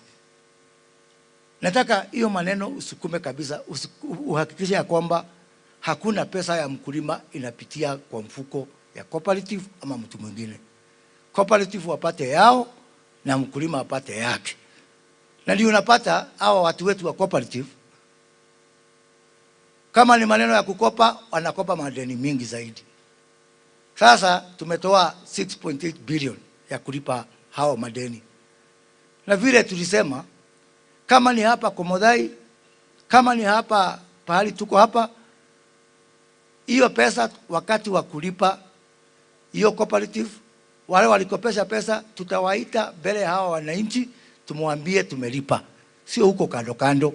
Sababu hii madeni tunataka kulipa hapa, wakati wa Uhuru ndio tulilipa, wakati wa Kibaki ndio tulilipa. Sasa kama tunalipa, tulipe mbele ya hawa wananchi, ndio siku ingine hao viongozi wa cooperative wasiende kufanya mambo zao. Pia hapa tuko na miradi mingi sana imesimama. Mabarabara mingi, Kiambururu hapa, barabara ya Uplands kwenda Ruiru mpaka Uplands, barabara za Maumau ambao zimepitia hapa. Tunaongea mambo ya umoja ya Mount Kenya. Na mimi nakubaliana na hiyo maneno ya umoja wa Mount Kenya. Jameni, situfanye umoja ya kutetea miradi yetu ambayo imesimama. Kwanza tufanye umoja ya hawa wananchi. Kabla ya kufanya umoja wa viongozi, nani mkubwa nani mdogo, tufanye umoja ya kusema zile barabara zetu zimesimama ziendelee. Hapa Githunguri wakati nilikuwa katika wizara ya biashara, nikaanza Kiambu County mzima, County Aggregation and Industrial Park. Nikachagua hapa Githunguri wa Rohio. Hiyo mradi imesimama. Tufanye umoja wa viongozi wa Mount Kenya ikwamue hiyo mradi. Ruro tu hapa chini ya kupea watu wa Githunguri na watu wa Rari na watu wa Kabete maji, program hiyo imekwama. Ile umoja tunahitaji. Sio umoja nani atakuwa bwana mkubwa, nani atakuwa mheshimiwa excellency fulani, ni umoja wa kuhakikisha ya kwamba hiyo miradi yote na sana sana ambayo tulianza hapa na serikali ya Uhuru Kenyatta haikwami hapa, isonge mbele. Na jameni, juzi nilikuwa kwa Inoro nikawaambia, sisi katika hii mlima tumekuwa tukiambua tuko na kula, tuko na wingi. Wacha niwaambie mimi nilienda university kusomea hesabu, sio literature. Na katika hiyo hesabu inanionyesha ya kwamba hizo namba zetu hazitoshi. Toleige. Mimi sitaki kufanya hesabu ya kuanguka. Na kuna watu wengine, siku hizi nimeokoka, lakini kabla niokoke, kuna watu wengine tulikuwa tunaenda kwao nao kwa bar, wanachokoza kwa bar, unafikiria huyu mtu amechokoza anajua kupigana. Kumbe hata hana idea kupigana. Kulimwa tunalimwa na toroka kwanza. Mtu asianze vita kama haujui hiyo vita vile utaishinda na vile utaimaliza. Tukue watu wa kufanya hesabu ya kushinda. Hata hawa watu wamekuja kwa upinzani sababu sisi tulianza vita, hatujui vile tutamaliza, ni sisi tumewaalika. Na kadhoni wacha nikuambie, mimi niko sawa. Mimi sina mtu ananiamsha asubuhi, naamka saa 5. Niko sawa kabisa. Na tena kadhino na hanini. Thina wewe na guoleu. Wewe ndio ina thina ni utire mundu kuduma, utire mundu kujuliodo. Mimi niko sawa kabisa. Nikikakaa kidogo nianze kanisa yangu na maisha isonge mbele. Asante sana. Mungu awabariki.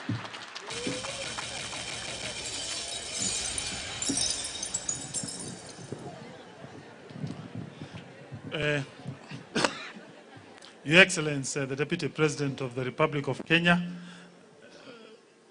together with the other leaders ambao tumekuja, nianze na kumwambia Senator Karungo Thang'wa pole kwa yale ambayo yametendekea familia yenu.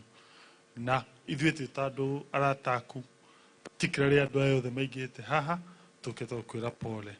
Njĩtĩkĩria njokere kaũndũ ndĩrakwĩrire hĩndĩ ĩno tũrokĩte gũcera kwanyu.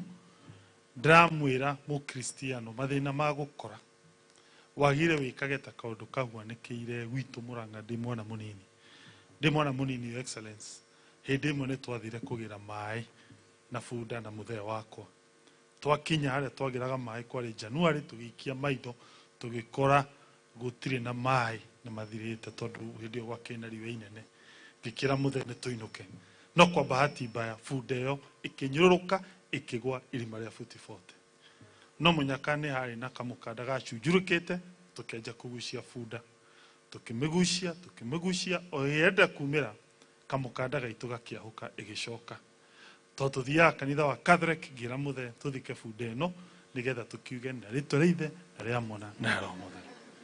Your Excellency, twaja guthika funda witikie kanorege tomikagiria tiri ya guthwa ni tiri ikeribariba igakinya ikababata tukamikiria tumithike ya guthwa ni tiri ikeribariba igakinya ikababata ikiambata nginya kiumira. Riu nawe Karungo no gũcaitania ari gwika muna family yanyu agakunyita agagwikia irima ria futi 40 akajia kuoya mathina maiku mathina ma kuimwo ndege mathina ma kwandika marũa kaingatwo giti o ũguo wona mathina macio we mukristiano ukeribariba mathina ugakinya geka atia ukambata. So koguo ndamuthaitha as a family thina ni njui ni munene ukorwo muthenya wa umuthi tukite mathiko ma andu eri makwigie senator, please ndamuthaitha mutigetikire thina uyu umukunikirie thi niki mathina macio makugutha makinye wiribaribe wambate umire njoke njuge hakwa. Your Excellency, gwiciriria ukite Murang'a ni wona ati he kaundu wanjirire mwina mutongoria wa bururi mugitwira ithuĩ as governors to concentrate na maundu ma uthii wa nambere korwo ni Murang'a ni maundu maria ingiakuhe megia ngoshuru tuheaga ciana agakadi cia NHIF tuheaga andu a Murang'a aria arwaru oro wigianga telemedicine na tondu guku ti Murang'a ni Kiambu ndikwaria maundu macio. Ni no njugire ni ndarehera birabi cia governor wa Kiambu ugitwa Matangi ni angiendire guka no agaguka anduma no anjira ene inyui in spirit. Koguo Your Excellency, tondu guku ti Murang'a kuria nguhea ng'ano cia ciana kuhe ucuru no nugamire njuge turugame tumweterere Deputy President arie no nderwo Karungo na kejete Karungo just a minute ni ndaririkana Karungo ni akoda kugeta kaundu vote of thanks. Asante, God bless you. Thank you, Governor, Your Excellency, the Deputy President, all protocols observed. Niĩ ngwĩrĩtwo njokie ngatho na tondũ mũnene wakwa haha ndingĩakĩenda ambe arie nĩgetha naniĩ njoke njarie thutha wake. Koguo kaba njokie ngatho kĩrĩndĩ-inĩ gaka tondũ nĩtũĩ marĩa atwĩkĩire nĩgetha nake akĩrĩkia no gũthiĩ tũgũthiĩ kũrĩa mwena wa Juja. Martin nĩtũgũtũra tũmũririkanaga ararĩ storyteller, and one lesson we learned is that learn to listen. Ogeramoka ya kairia kiaria arakwiraga learn to listen. So that's why we are very patient when we are listening to the leaders. Ndona murata wakwa governor wa hau kabere wa Kiambu rugama tu governor ugeithani uguo tu munene wakwa ucio mpigieni makofi. Gavana baba yao ale munene wakwa na ni mundu uhete gitio. Asante sana viongozi wote ambao wameongea, na washukuru sana. Moses Kuria, Gathoni wa Mushomba, nodikana Moses ya higura kanitha no tuthi ni murata wa family. Asante sana Gathoni uria gwetaga wakamwira gwetete mheshimiwa wira ni turaruta hamwe na ni tugutiite na ni ndatungire rwimbo rwa campaign ngiuga mubunge wa Githunguri Gathoni wa Muco zeto hoturi nonga turaruta version 2 tuikare ona riu rwimbo rwi hau na mimi na kusupport na hugo turathiite uguo ndenda kuona urume waku na ni wone wakwa na ithuothe turona na turauga turute wira twi hamwe nigetha Githunguri twithie na mbere. Waheshimiwa wa county na washukuru MCAs. Mimi nilikuwa MCA, kwa hivyo najua yale ambayo mnapitia. Na ndio maana nafurahi mkiwa hapa kuunga mkono na kuunga familia yetu mkono. Ni ndathomeire primary, Your Excellency, guku ni kuo Mitahato Primary School. Ona baba witũ arĩ mwarimu twathomeire gũkũ tũtarĩ iratũ, na nĩ wakiona gĩcagi no kiume o mũndũ tiguo. Ithe haha tũtirĩ nao mapika box, ũyũ nĩwe warĩ ngumo, rĩu tũkĩte ũguo nake akĩnyita ũguo, na nĩgetha itũra ritũ rĩthiĩ na mbere. Penina tũkũmũririkana na mũtumia ũrarĩ na story nyingĩ onake, ũrendete mwana wake egwĩtwo Thang'wa, aciarirwo na cerebral palsy na ndarĩ ecokia mũthenya ona ũmwe. Hurũka thayũ Penina. Ngĩmũcokeria ngatho nĩgetha tũrĩkie. Tũcokerie ngatho kanitha wa Mitahato St. Teresa, mũratũnyitĩrĩire wega mũno kwaya, mũtongoretio nĩ Njihia na mũgatongorio nĩ Beri. Tunawashukuru sana ni ũrĩa mũrokire gũtũnyitĩrĩra. Fathers othe arĩa marokire gũtũcerera, na thengiũ mũno Father Michael nĩ ũndũ wa mafather arata aku, nĩ tũhoeirwo na tũkomĩrĩrio.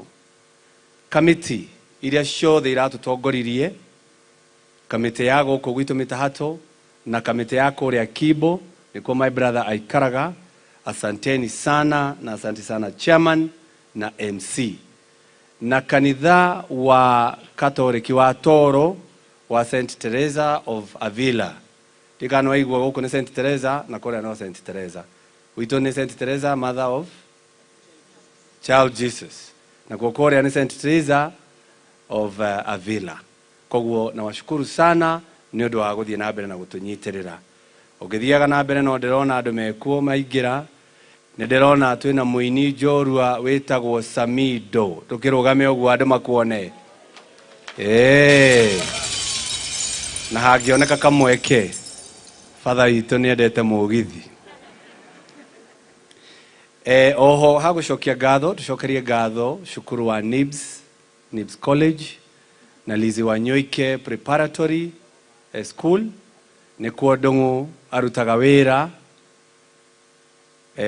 na marokire na maramũnyitĩrĩra na mararĩ kuo ta family, matongoretio nĩ Njenga. Njenga wa Nibs College uko wapi? Simama watu wakuone. Mpigieni makofi Njenga wa Nibs College na timu yaku, asanteni sana. Cokerie ngatho ona Kiambu TV, tondũ ona thaa ici tũraria haha twĩ live Kiambu TV, tũmacokerie ngatho nĩ ũndũ wa gũtũhe mweke ũcio. Ateti othe nĩ mũratũnyitĩrĩire, mũtongoretio nĩ Deputy President witũ, tondũ niĩ ona ndĩ senator nĩ mũno auge senator nĩ egũteithĩrĩria. Reke ngwĩre Your Excellency, andũ a gũkũ gwitũ Mitahato matinatũtiganĩria. Matinauga kwĩna mheshimiwa kũu nĩ mekwĩbanga. Aca, maratũteithĩrĩirie nginya tũrarĩkia maũndũ marĩa tũrarĩ namo. And Your Excellency, hemeno thaka ũguo nĩ twagũcokeria ngatho tondũ nĩ ũratũnyitĩrĩire ũtegũtwĩtia ona kĩ. Mpigieni makofi. Ona bire ya thibitarĩ, tondũ Penina arĩ na bire ya thibitarĩ ya 1.1 million. Your Excellency, tũgũcokeria ngatho nĩ ũratũnyitĩrĩire na tũrahota kũrĩkia. Pigieni makofi. Kwa hivyo na wale wengine waheshimiwa ambao wamesaidiana na sisi tunawashukuru. Ona arata agiakwa metagwa Media Forum, naona Murigo uko hapa, uko wapi? Simama tu tukuone, na Humanity Brothers, asante, mpigieni makofi, wametushikilia sana. Naona ni hayo tu. Very well. Naonyesha kuna mheshimiwa mwingine ameingia, Mheshimiwa Njoroge Kururia. Rugama andũ makuone, pigieni makofi huyo. Asante sana. Ni MP wa Kuria Gatundu North. Nigetha twarĩkia haha tono kuma na tuthiĩte wega, tũraugĩte tũkwenda kuma gũkũ thaa 9 na nĩcio irakinya. Koguo His Excellency arĩkia kwaria no kuma tũkuma, na nĩndĩreritwo ndĩmũtangathĩre maũndũ merĩ. Kũrĩa no irima-inĩ tũrathiĩ, o ta ũrĩa igua kũndũ kũngĩ makiuga family no ĩrathiĩ irima-inĩ tondũ nĩ hakunderu. Haitũ ti gũkundera hakunderete, nĩ kũraiha haraihĩte.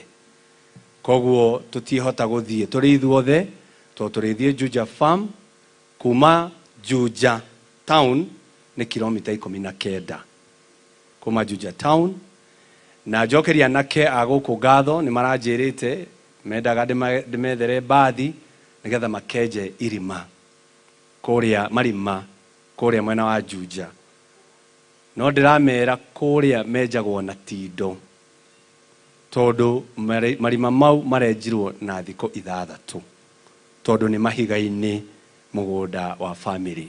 Koguo ndĩmacokerie ngatho marĩ na wendi ũcio, no marima mau nĩ marĩkĩte na nĩho tũrathiĩ kũmahurũkia.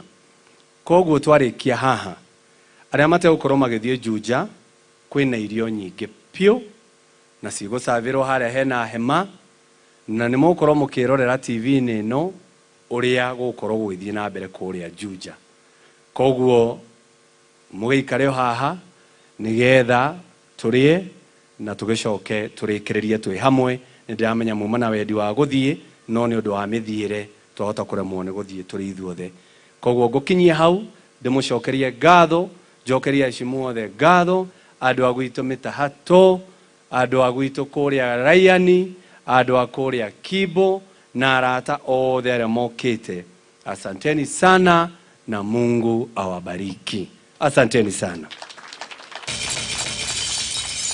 Now it is my singular honor, I invite the Deputy President of the Republic of Kenya, Rigiji mwenyewe. Mpigieni makofi.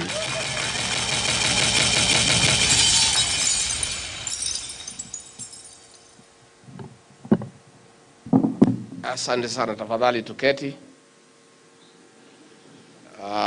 Reverend Father and the church,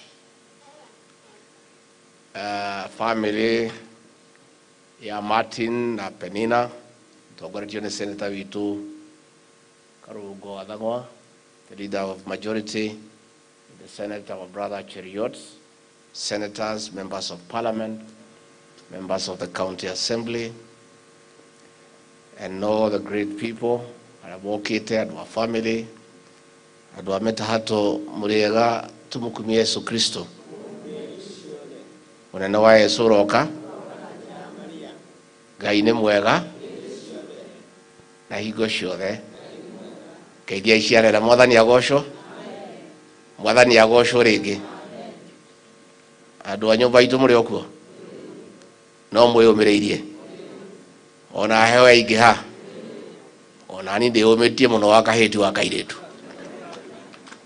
Reverend Father, sisi tumekuja kama familia ile yetu ya siasa kwa sababu ya huyu Senator Karungo Wathang'wa,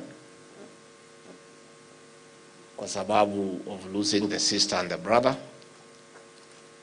na familia tumekuja kusema pole. Losing 2 family members at a go is not easy. We know the pain. Nilikuwa naongea na Senator Karungo when Penina aliaga. He was struggling, alikuwa ICU. Vile bills italipwa ndio akuja pumzishwe. And before that could happen, akaniambia pia Martin apumzika, na akasema watangoja tufanye yote pamoja. So tumekuja kusema poleni sana kwa family, and we say tuko pamoja, tutaendelea kumwombea nyinyi na kukumbuka nyinyi kwa maombi. Tugaga ukugwitu ni undu muno wi bata muno. Riria family na maithori tugoka na Gacigo kumagiria maithori, tondu ucio niguo mutugo witu. Koguo Senator na family yanyu tugoka kuga pole, tugoka na Gacigo kumugiria maithori na kumwira twi hamwe muno. Ona tuliona kieha no ndagikena ni kuona family nene andu 13 tuone muyo cirugo murugamo wakwa ti nyumba ino itu ithere ya Karungo thoguo na nyokwa na kiara ona ndona your sister tena ciana kenda na ndari handu arugi uguo ta kahiki no tene ithuĩ atimia gicagi magiaga ciana nginya agatuĩka center boruti agathiaga ũguo na kamwe nĩ mwana ũcio wa ciana kĩenda ndarĩ handũ ĩni nĩ nguga njĩra ĩno nĩyo nyũmba ĩno itũ nĩ gũthira ĩrathiraga njohi njũragani ĩrarehetwo gũkũ kĩrĩma ciana citũ ithire nĩkĩo nderũmire kĩni ngiuga itingĩthira ndĩ gĩtĩ-inĩ kana ndahĩtirie enda kwĩra andũ a nyũmba itũ ciana citũ iria ithathire njohi-inĩ tũcoke nyũmba tũciĩcokie rĩu niĩ ndĩ andũ arĩa maheririo nĩ athũngũ na ndeciria ndĩ mũndũ mũũgĩ mũno niĩ gwitũ twaciarĩtwo tũrĩ kenda nĩ maitũ 9 no niĩ na ndĩ mũndũ mũthomu noĩ Martin ũyũ twathomaga nake university na weka wega nĩ kũmera kũrĩ andũ mauga ndirĩ mũthomu no rĩrĩa ndathire debate na Martha Karũa nĩ muonire ndĩ kuo kandi arĩ kuo kũrĩ andũ manjambagia twathomaga na njamba ĩno university ĩno na Mũgo Wangui twokire kũmũthika na Kabiriti niĩ na ndĩ mũndũ mũthomu na nyina Gachagua no wa degree tũngĩhenio nĩ athũngũ atĩ tũgĩe ciana cigana rĩu rĩ mũciĩ wakwa ũrĩa njikaraga nĩ mũciĩ mũnene tũrĩ o kũu ithuerĩ na nyina Gachagua watiga ngirathi haha mweri ũmwe wacoka ũkamĩkoroha ũcio nĩ mũciĩ nĩ ũrimũ kati ũrimũ rĩu Karũngũ we mwĩna nyina twana mũtirĩ mũrakũra inyuĩ macoke kana matigacoke ũkaiha ũkaiha rĩu rĩ nyũmba ĩno ndĩragĩtongoria rĩ ĩkaruta ciana kũ tũrenda atongoria matongorie by example rĩu we Karũngũ na ngatha yaku ndĩ mũtongoria wanyu wa rũrĩrĩ nĩ ndamwatha mũcoke harĩa mũkũrie nyũmba itũ mahũrĩre irũĩ kana tiguo andũ aitũ Karũngũ ithe ndakĩrĩ na hinya na mũcara wa mirioni 1 rĩu ciana igĩrĩ rĩ nĩ ũrimũ kati ũrimũ marũnge kana matikarũnge sasa Karũngũ nĩ mwakĩigua yes nĩ mwetĩkĩra bas hau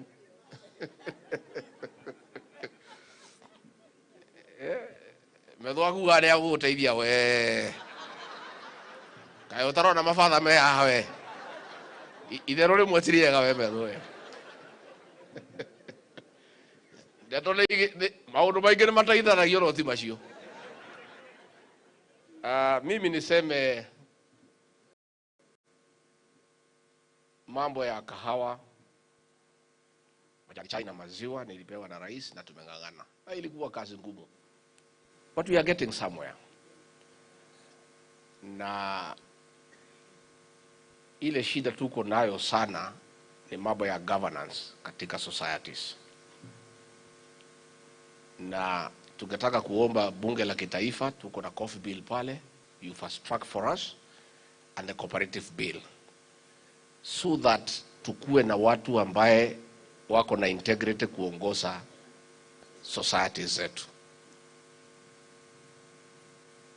And I want to, in a very special, in a very big way, to thank Mheshimiwa wa Mushomba. Todo aliingilia mambo ya societies wakachagua vijana barubaru. Na tumeanza kuona matunda ya rate hapa Githunguri.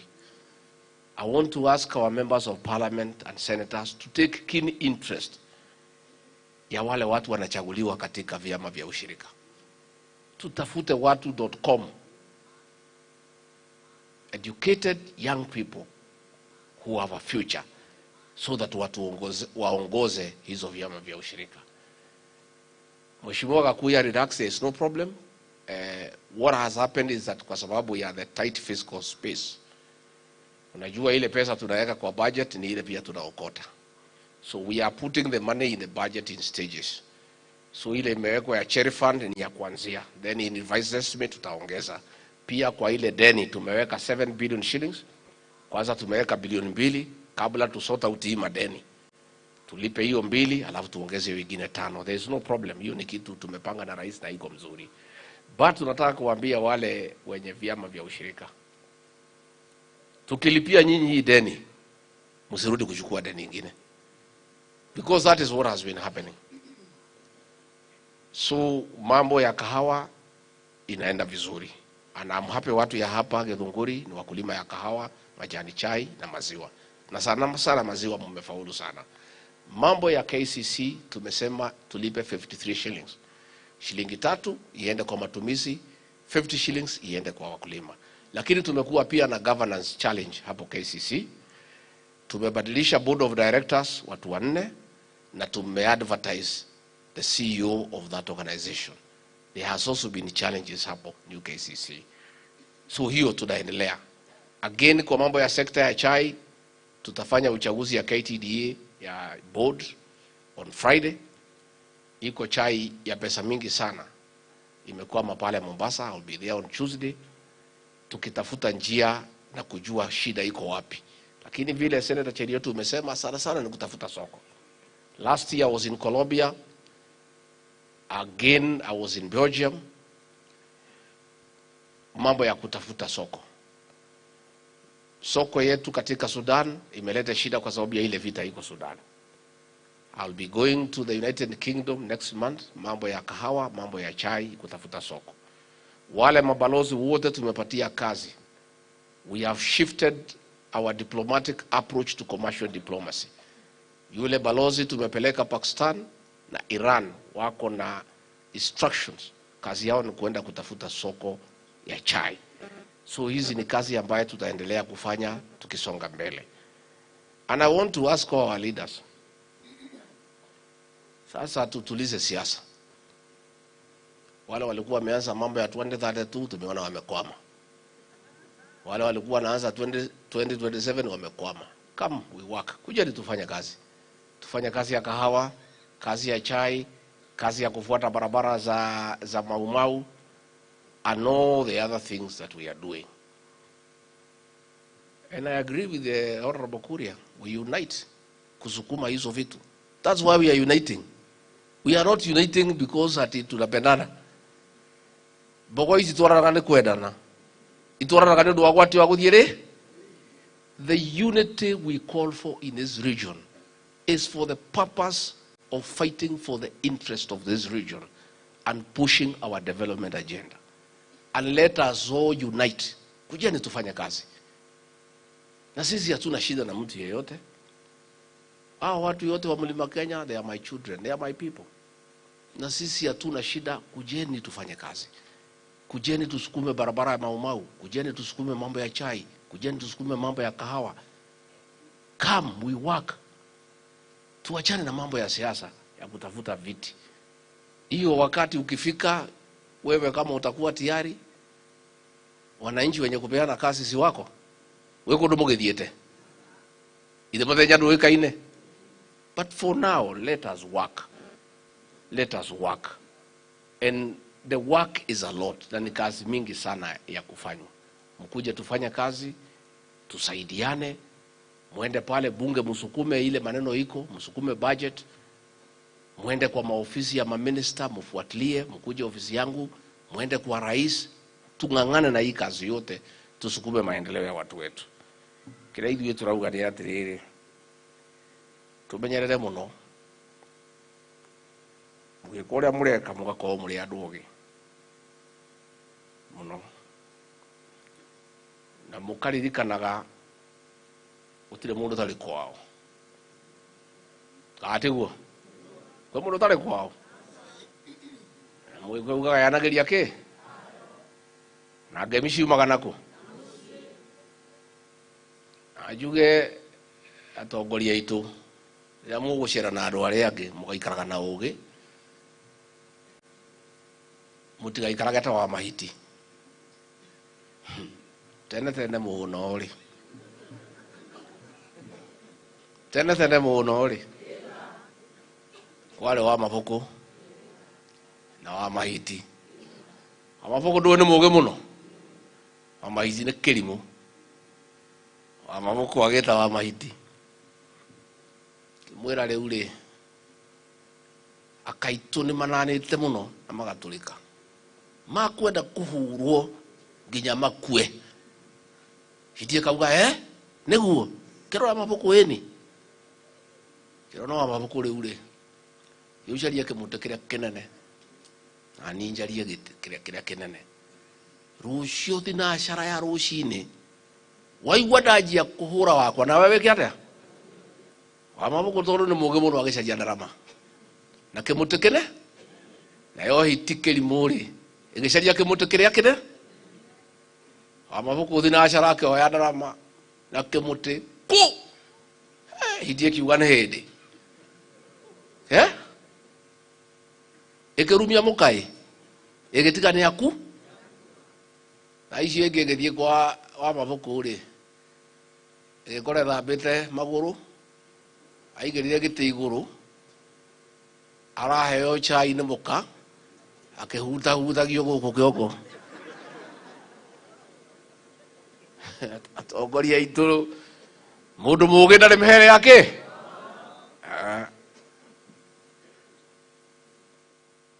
kuri makuite ni kurumio, kuri moragite akao ni kumarumia. Wa mabuku no guthekare kata ni ndaria kadi naria ni ndaria kadi naria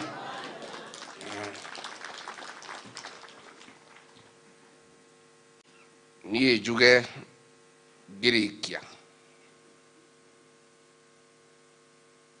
andu a nyumba itu mutikamake twe handu hega.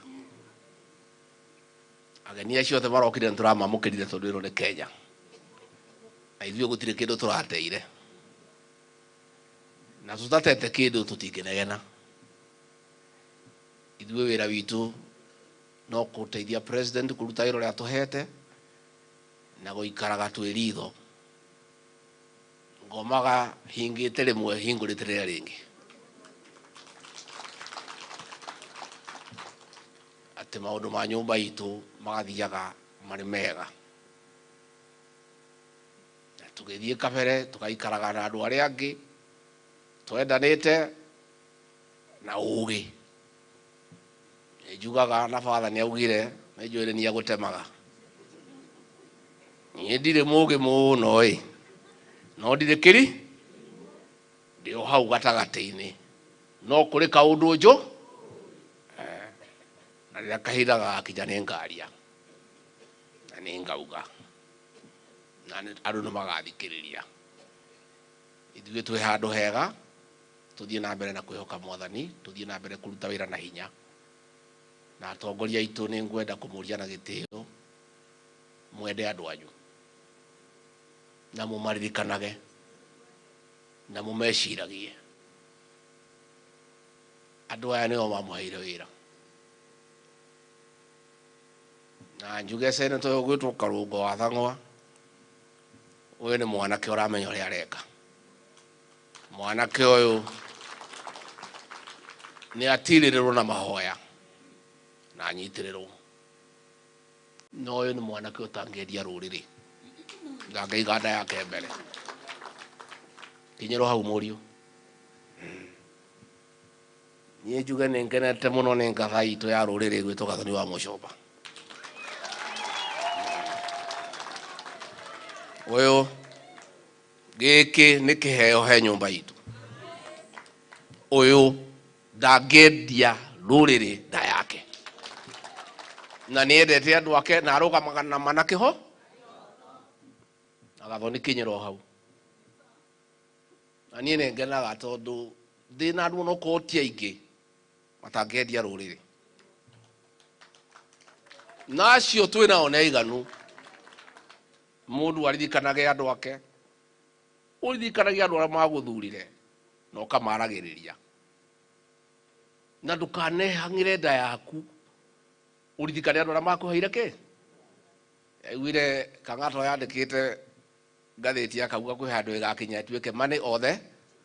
Rĩu mũndũ wa money othe box ũyũ no ũyũ ndathomire atĩ kwĩyo na ngiuga nĩguo kwĩ handũ kũrĩkinya mũtongoria akorio nĩ nda yaku kana nĩ rũrĩrĩ kana hatirĩ kinya handũ hau nĩ nda yaku kana nĩkĩ ũguo kagata waugaga nĩguo kahinda kau nĩ gagũkinya ũkorio we wĩha ũrũgamĩte ha na njuge atĩrĩrĩ andũ aitũ nĩ ũgĩ mũno andũ aya ũrona aya mahiana kanyoi makiraga ũguo na matiaragia no gũtirĩ ũndũ matũĩ ũguo ithuothe gũtirĩ mũndũ matũĩ ũngĩmoria Gathoni wa Mũcomba nĩ wa nda kana nĩ wa rũrĩrĩ magakũria Gathoni nĩ wa nda kana nĩ wa rũrĩrĩ kamoria ng'ania gũtirĩ ũndũ andũ matũĩ andũ makirĩte ũguo tu tondũ andũ nĩ ũgĩ mũno taniĩ nĩ ngwenda kũhe andũ gĩtĩo mũno tondũ nĩ ndĩmathikagĩrĩria na niĩ gũtirĩ mũtongoria ngaruma kana ngaingĩrĩra wĩra wakwa no kũmera atĩrĩrĩ thikĩrĩria ground ĩrĩa ĩrau nĩ hĩtagia nĩ kũmera ũguo noguo maugaga atĩ nĩ ndĩramamena kũmera mathikĩrĩrie ground nĩ hĩtĩtie ndĩramera atĩrĩ thikĩrĩria ground ndaigua father uga hana nake nĩ athikĩrĩria ground aiko father nĩ arathikĩrĩria ground father mũkunũre we ũkwaga gũthikĩrĩria ground wĩũ nĩ mũkũra tũgathikagĩrĩria ground ĩni tondũ wathikĩrĩria ground gũtirĩ hĩndĩ ũkora.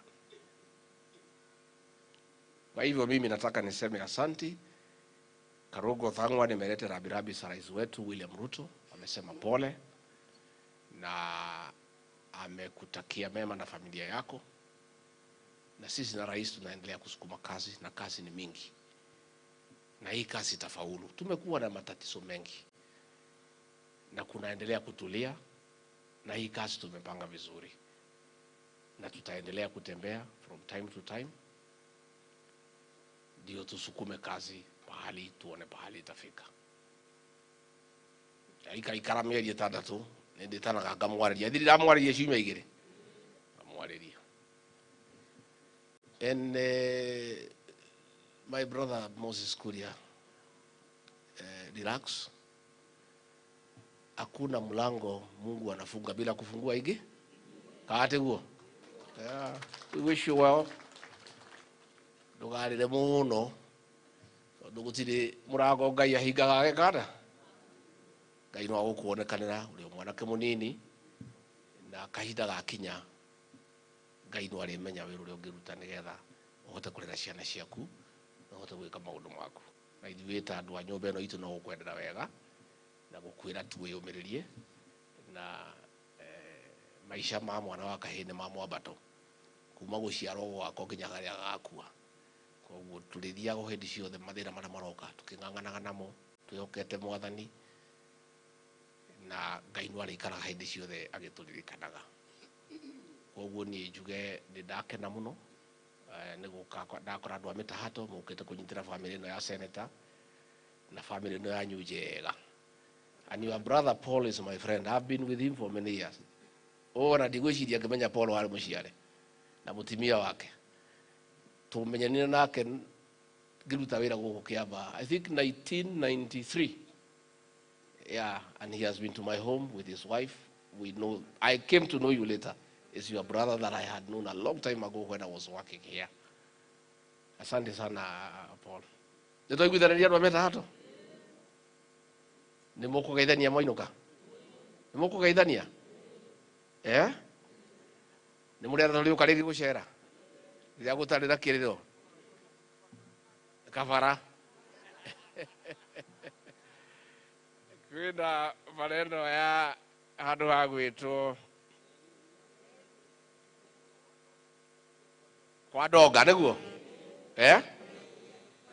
Nĩ ndaigua reke tũcire na mheshimiwa, ndikwenda kuga nĩ rũciũ kana oke tondũ ndĩ mũndũ wa kwaria ndeto ciama. Katiguo unajua mimi ni mzee kiasi, na mimi natakaga kusema ukweli. Siwezi jibu niseme tutaweka leo ama kesho, lakini nimepata hiyo habari. Wacha sasa tuende tuketi chini. Na huyu wa Mshomba hawezi patia mimi amani. I know. Yeah? I know hata nipatia amani, so tutaangalia mambo ya stima. Tuko na pesa tumepeana hapa katika Kiambu County 200 million ya kuweka stima. Na hiyo kazi itaendelea ndio tuone pahali itafika. Mambo ya pombe haramu. We have a new DCC ako hapa. Ako hapa Mwangi. Na wewe ni mtu ya kwetu nyumbani. Ndokagoithie. Wewe County Commissioner, so far you have done well, lakini imeanza kurudi kidogo. Pombe imeanza kurudi na ilikuwa imepungua. Ile daraja kushoka. Yes. Commissioner umesikia. Hata mimi unajua ni mtu ya ground. Tayari nimekuja hapa nimefuruta area, nimejua imeanza kurudi. So the new DCC, please put your foot down. Make sure that illicit brew ambaye ni ya kuua watoto wetu mumalizane naye. Ndio watu wote turudi kanisani. Ndiye ndaigwa mundu ukuite ni kwa kunywa njohi. No munywe cai kana ucuru kana thubu. To nginya tunywe njohi. Na ngiko kuri makunywa makinywe ya ikiri njega. Na tigo kinywa ati manyuage nginya gukie. No eno ya kuraga andu yo tutingitikira. Neo tu mundekere na ndire na uru. Na andu acio mathondekaga njohi yo ndimamenete. Kiria menete ni kuraga ciana citu.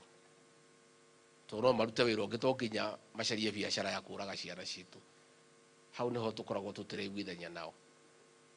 Koguo hiyo kazi tutaendelea naye, tutapambana naye. Tafadhali njohi yo niratuhotete. Ciana citu irakomaga mitaro. Ukona mwanake aikitie kairetu gathaka. Kairetu gakomete gitanda nake agakoma rungu wa gitanda. Ni urimu kati urimu. No kuma njohi no twaka ati twamenyihanyihia ni ukuona riu anake ni atheru. Na agioka ni nona ni kwega ti kuru muno. Giuko uguo na bara ni ona mutimie na kivura na uguo mutunga tugu kamenya ni kwega. Ka hauti hega. Karogo na inywe mugeragerie nigetha mutwarane na anake aya ndacemania nao barabara. Nigetha muthenya wa gugithie kuria nyina wandu ndagaiko ari wiki. Turenda gugikinya Dithemba tugiuka gukuthi guku tukaigua nge. Katigwo mukwenda. Katigwo mukwenda atimia. Tondu twanane kirathimo. Twanane kirathimo. Kei tuhurane na njohi ino nigetha tuhote kugia na ciana citu.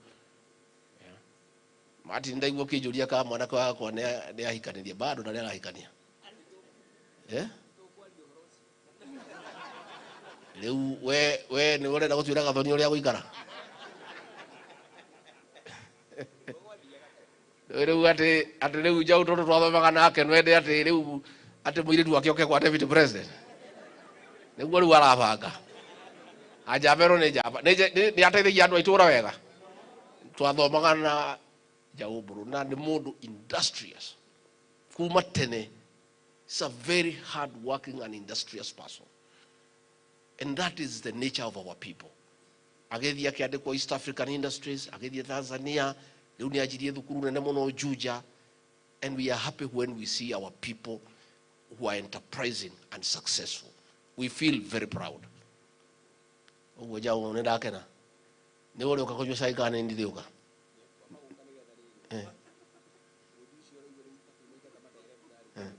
Aya githioke.